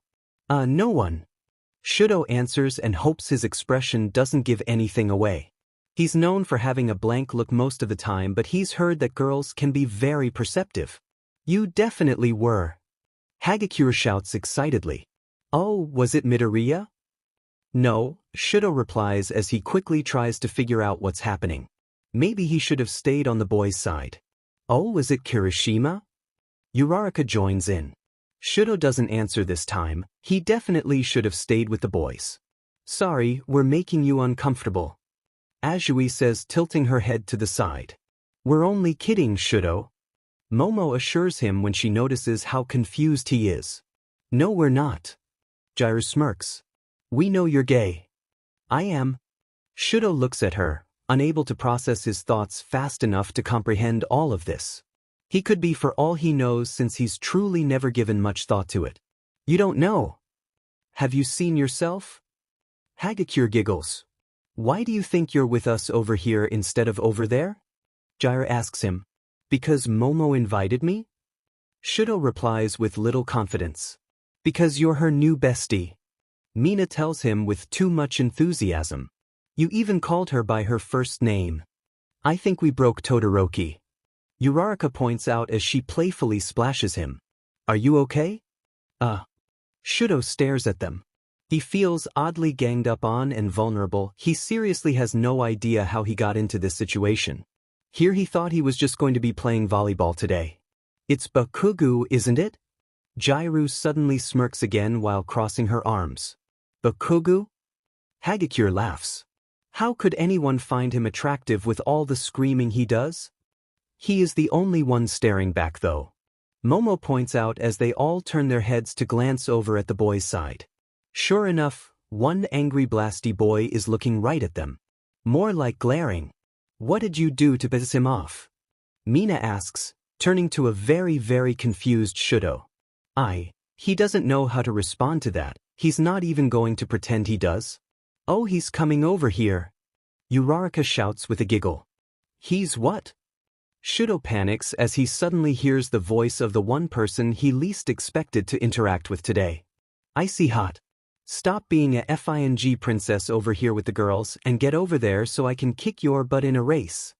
Shudo turns around to see Bakugo scowling down at him from the side of the pool. He then shifts his gaze to the girls who are all trying to hold back their laughter. What's so funny, huh? Bakugo screams at them, not appreciating all the weird giggles. You can't keep him here for yourselves like he's some sort of prisoner. Yeah, it's definitely Bakugo. Jiru nods knowingly. Bakugo narrows his eyes at her. What the F does that mean? Nothing. Momo interrupts on Shudo's behalf, thankfully. It looks like they're all waiting for you. Go win that race. Okay. Shudo gets out of the water and follows Bakugo to the other side of the pool. He glances back at the girls again who are all cheering him on. For what exactly, he's not entirely sure. What the F are you doing over there anyway? Bakugo snaps angrily. Attempting to play volleyball. Momo invited me to the pool before Midoriya did, so I joined them instead. TC whatever. If Shudo didn't know any better, it almost sounded like Bakugo was somehow bothered by this. He's not going to guess anything when it comes to the blonde though, because it never makes sense anyway. Shudo tries sleeping on the way to the training camp, but unfortunately makes the mistake of sitting next to Midoriya, who is happily rambling away about how fun it's going to be and speculating what kinds of things they might do once they get there. Shudo is almost asleep when he hears his name. Hey, Todoroki, have you ever been to a summer camp? Midoriya asks, clearly oblivious to the fact that Shudo is tired as F. Buses just have that effect on him. No, he answers, opening his eyes. Never? What about camping? I slept in a cave once. Does that count? Oh, Kakin and I used to have a secret cave when we were kids. Midoriya's eyes light up at the memory. With a life-sized All Might plushie. Shudo adds with a yawn. Wait, did he just say that out loud? Wow. How'd you know that? Shudo sighs. Guess he accidentally set himself up for this. Might as well get it over with so he can go back to trying to sleep. Bakugo and I slept in there one night. But I thought you only met him that one time you already told me about. Shudo figures he better just come clean about the experience he had with Bakugo. With Enji's insistence on erasing any evidence that it actually happened and Bakugo's refusal to talk about it either, it could be nice to finally have someone listen and acknowledge that it had in fact been real. I told you about how we ended up in the hospital. Shudo begins with, right, and I thought you never saw each other after that until now. Bakugu suggested that we run away from the hospital and we ended up drowning in the ocean the next day. He casually continues. Midoriya's eyes go wide and Shudo can see the gears starting to turn in his overworked brain. You've seen how my father is. He was much worse back then and Bakugu witnessed that firsthand at the hospital. I guess he was trying to help me, I don't know. We watched Frozen and he got this idea that we could run away together like in the movie. We got caught and Endeavor made sure it was never made public. Wow, Todoroki, that's really unlike Kaken. I mean, I know he must care about others somewhere deep down, but I can't think of a time when he actively showed it like that. I wonder if that experience caused him to become how he is now. Midoriya rambles on, getting lost in his thoughts. He mumbles some more and Shudo tunes him out. He's almost asleep when Midoriya once again interrupts that. What does he have to say about it now? He hasn't said anything. He's made it clear that he wants nothing to do with me. Midoriya is the one who sighs this time. It makes sense. It does. It sure as hell doesn't to Shudo. Kaken doesn't like to lose. I'm sure he viewed getting caught as a failure even if it happened so long ago. It was a failed plan from the start. Two kids were never going to successfully run away from the number 2 hero, much less cross the ocean to another country. That's probably not how Kaken sees it. I wouldn't know since he refuses to talk about it. Give him time. Everything makes more sense now knowing this. He still cares about you. Midoriya smiles at him, and Shudo can't understand how the green-haired boy is so confident about this. How do you know? He looks at you in a certain way that I wasn't sure how to describe before, but now I think I understand it better. That makes one of us. I think he'll talk to you when he's ready, just don't give up on it. Yeah. Shudo sighs, unsure if his friend understands just how confusing Bakugu really is. By the time Class 1A finally gets to the actual camp location, Shudo is seriously regretting sitting next to Midoriya and not being able to take a nap on the bus. If he had known they'd be fighting giant mud monsters most of the day, he would have made more of an effort to rest beforehand. At least he's not going to have any trouble sleeping that night even if it's not in his own bed. When they arrive, Aizawa and the Pussycats explain how things are going to go while they're staying there.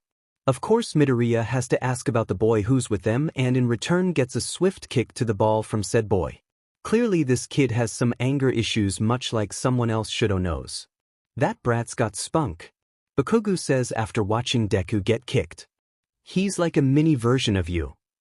Shudo stares at Bakugu. Is he actually smiling? What are you talking about? You need to shut your mouth before I blast you all the way to hell. Bakugu screams at him as he walks over. Go ahead. Shudo replies, maybe a bit too cocky. If Midoriya is right and Bakugu does still care for him, then the blonde would never actually hurt him or even try to for that matter. Shudo notes the sudden surprise and hesitation in Bakugu's step before Aizawa tells them all to knock it off and get their things from the bus. Bakugu scowls and backs off, leaving Shudo feeling confused once again. The next couple days of quirk training is brutal. Shudo has to focus on activating both sides simultaneously and it takes a lot of effort and concentration. He obviously had his reasons, but he's starting to regret not using his left side during the past decade of training. It's going to take a lot of work to get to where he needs to be, but this is a start. When they finish up for the day, he helps a few of the girls start fires so they can get their dinner ready. He's getting the hang of this camping thing after all. While he's trying to be useful, Shudo watches as Bakugu effortlessly chops vegetables like a pro chef. He suddenly remembers that the older boy had told him he was learning how to cook when they were children and apparently he had stayed true to his word. He also remembers the blonde telling him he would make him soba, which unfortunately never happened. Whoa, your man is really good at using a knife. Uraraka states standing next Shudo. He's not my man. Shudo deadpants as he tries not to give away how much that statement affects him internally. It's nice to have a guy who knows how to cook. Momo chimes in as they watch Bakugu ferociously chop away. He's not my dash, Shudo tries to say again, but the girls ignore him. It's kind of weird. Uraraka cuts him off, practically hypnotized by how good Bakugu is at it. What are you losers staring at, huh? Bakugu shouts when he notices the three of them staring. Never seen a guy chop vegetables before? How can you people be so dim and bad at everything? Look at that, he's not blowing stuff up. Kaminari casually laughs as he walks by. Shudo knows it's a pointless thought, but he hopes that he gets to try Bakugu's soba one day. After dinner, it's announced that they're going to be pairing up and trying to scare each other in the woods. That's kind of weird, but Shudo will play along. It's probably just a camp thing that he doesn't understand. He's not sure how he can come across as scary, but fortunately Class 1B is going to be doing the scaring first. When Bakugu picks out Shudo's name to be his partner, that's when Shudo suddenly feels nervous. He's been wanting a chance like this alone with the other boy for a while now, but this is certainly a strange scenario for that. Clearly Bakugu has the same thought as he desperately tries to get someone to SWH with him. Nobody does, and Shudo prepares himself for how awkward this is inevitably going to be. Shudo and Bakugu walk down the path in the woods next to each other, both of them avoiding eye contact with the other. Bakugu has his hands in his pockets with his head down. This would be a good time for them to finally talk, but Shudo doesn't really know what to say. It's so unbelievably tense that he can hardly take it anymore. He absent-mindedly kicks a small rock in front of him further down the path. When they get closer to it, Shudo goes to kick it again, but Bakugu kicks it first, even farther down the path this time. Shudo looks at him, but the blonde keeps his head down. Is Bakugu seriously trying to compete with him right now on who can kick this tiny rock the farthest? Shudo kicks it again, harder this time. They continue this game for a while, Bakugu content with keeping quiet. Shudo just can't help it. Being in this forest is bringing up memories and he can't stay silent any longer. Who knows if he'll ever get the chance to be alone with the older boy again. Remember your secret hideout in the woods? Shudo finally says something to break the silence. Tisich, Bakugu kicks the rock again. What about it, Candy Cane? That's a good question. Why exactly did Shudo ask that? I don't know. This place reminded me of it. I don't usually go into the woods. It's just a cave now. I never went back there. Oh. You gonna ask any more stupid questions, or can we keep walking and get this over with? Shudo sighs. He knew this would happen. After a few minutes, he asks the question that's been on his mind since they first reunited. He's just going to say it and get it over with since Bakugu can't run off anywhere. Why do you hate me so much? Bakugu scowls and kicks the tiny rock so hard they can no longer see it on the path anymore. He doesn't say anything for a while, and Shudo is sure he's not going to get an answer when the blonde finally talks. I don't hate you. Shudo's eyes widen at the admission. He never expected to hear those words come out of the other boy's mouth. He should probably get it in writing because he knows Bakugu is likely never going to admit it again. Suddenly feeling brave, Shudo decides to press his luck and ask another question. Even before the sports festival, you've been avoiding me. Why? Bakugu doesn't respond as he keeps his head pointed down while they continue to walk. Shudo can't make out the expression on the blonde's face, but he's not angry, that much he knows. When Shudo is sure that the remainder of their walk is going to be spent in silence, Bakugu finally speaks. Endeavor. Does he? He says without looking up. Does he still hurt you? Shudo is caught off guard by the question. It's the last thing he expected Bakugu to bring up. No, I guess not. Shudo replies truthfully. NG technically hasn't laid a hand on him since they had been rescued by All Might all those years ago. But he's still an a-hole. Bakugu hums in response but doesn't say anything else after that. Shudo's probably not going to get anything else out of the blonde tonight, but it's a start. Midoriya had been right. It does seem like Bakugu cares in his own confusing way. They walk only for another minute or two before they encounter an unconscious student from Class 1B and a weird purple gas spreading around them. What the hell? Bakugu scowls as they go over to the student. We should head back to the camp. Shudo says as he tries to avoid breathing in the purple gas, carrying the unconscious student on his back. Don't tell me what to do. Bakugu snaps at him. They had been telepathically told to engage in fighting the villains if needed, but Shudo doesn't want to stick around to have that happen. He stops walking when he sees someone in the path ahead of them. Sheet, who's that? What group was ahead of us? Bakugu asks, covering his mouth, still trying to avoid breathing in the purple gas. Tokoyami. And Shoji, I think. The guy turns around and reveals himself to be a villain sputtering nonsense about loving flesh. They suddenly hear another telepathic announcement from Mandalay warning that Kakin is the villain's target and not to engage with the villains. Before Shudo can react, Bakugu is already running toward the creep in front of them. "Stop making so much noise in my head," Bakugu shouts, sparking his palms as the villain extends sharp teeth-like spears from his mouth. "Don't rush into this fight carelessly." Shudo screams at Bakugu while blocking the villain's sudden attack with his ice. "Weren't you listening to Mandalay? They're here because they're after you." "That DMN Deku said something, I just know it. Saying fight, then don't fight. I don't give a shit what anyone says." Bakugu replies, clearly ready for battle despite what Shudo tells him. "We can't start fires around here because the flames will spread." "I get it, I'm not stupid." This is definitely not how Shudo thought the evening was going to go. Things only escalate from there to the point that Bakugu is captured without anyone noticing. Guilt. It's all Shudo can feel when he fails to grab the orb that Bakugu is trapped in before a villain does first. A villain who also conveniently knows Shudo's name. Isn't that a tragedy? Poor little Todoroki Shudo. The guy smirks, which disturbs Shudo down to his core, even though he has no idea who he is or how he knows him. It's enough to distract him from pursuing the villains any further as he watches Bakugu get taken away, disappearing into the shadows along with them. Shudo doesn't know how long he sits there staring at the spot that Bakugu was last seen in, but it takes a few of his classmates to finally get him to stand up and leave. He feels numb. For as much training as he's had, he has never been prepared for something like this. During all his training sessions over the years, his father had failed to convey to him how horrible the guilt would feel over not saving someone in time. His old man probably doesn't care or think about that too often, but Shudo certainly is, and seeing the aftermath and destruction of the villain's takeover leaves him feeling hopeless.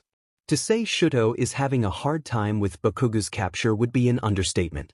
He doesn't sleep at all the first night and goes to the hospital to check in on Momo and Midoriya the next day. He hopes they're doing better even if he has no idea how Bakugu is. Midoriya is still healing while going in and out of consciousness, so Shudo makes his way over to where Momo is staying instead. Before entering her room, he sees that she's talking to All Might and a random police officer. He doesn't hear the entire conversation but makes out enough to know that Momo planted a tracking device on one of the villains.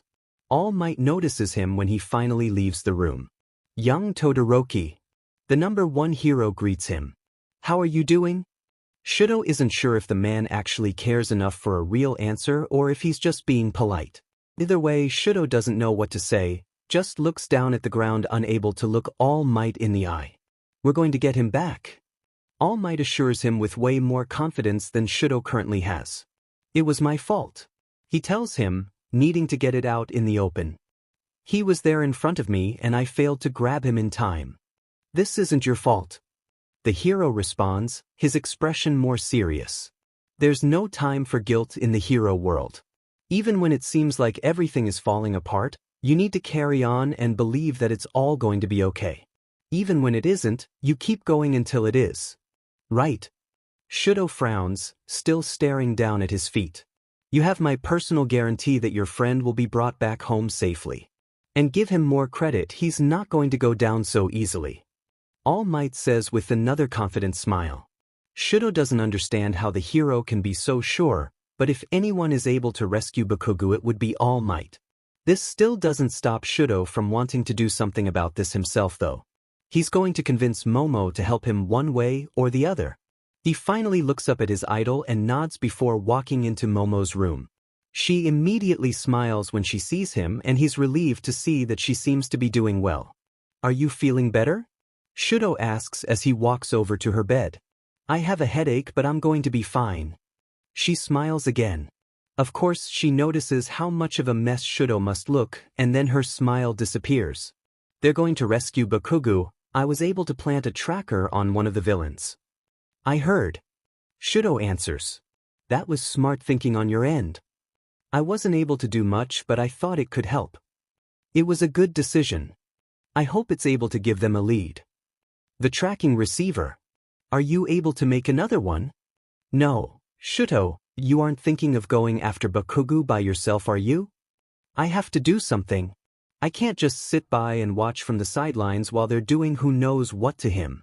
I was there, Momo, he was right there and I need to get him back. You have no idea what you would be walking into. I gave the receiver to All Might and he's going to do whatever it takes to rescue Bakugo. We need to be patient. And what if it's not enough? How are you planning on rescuing him by yourself?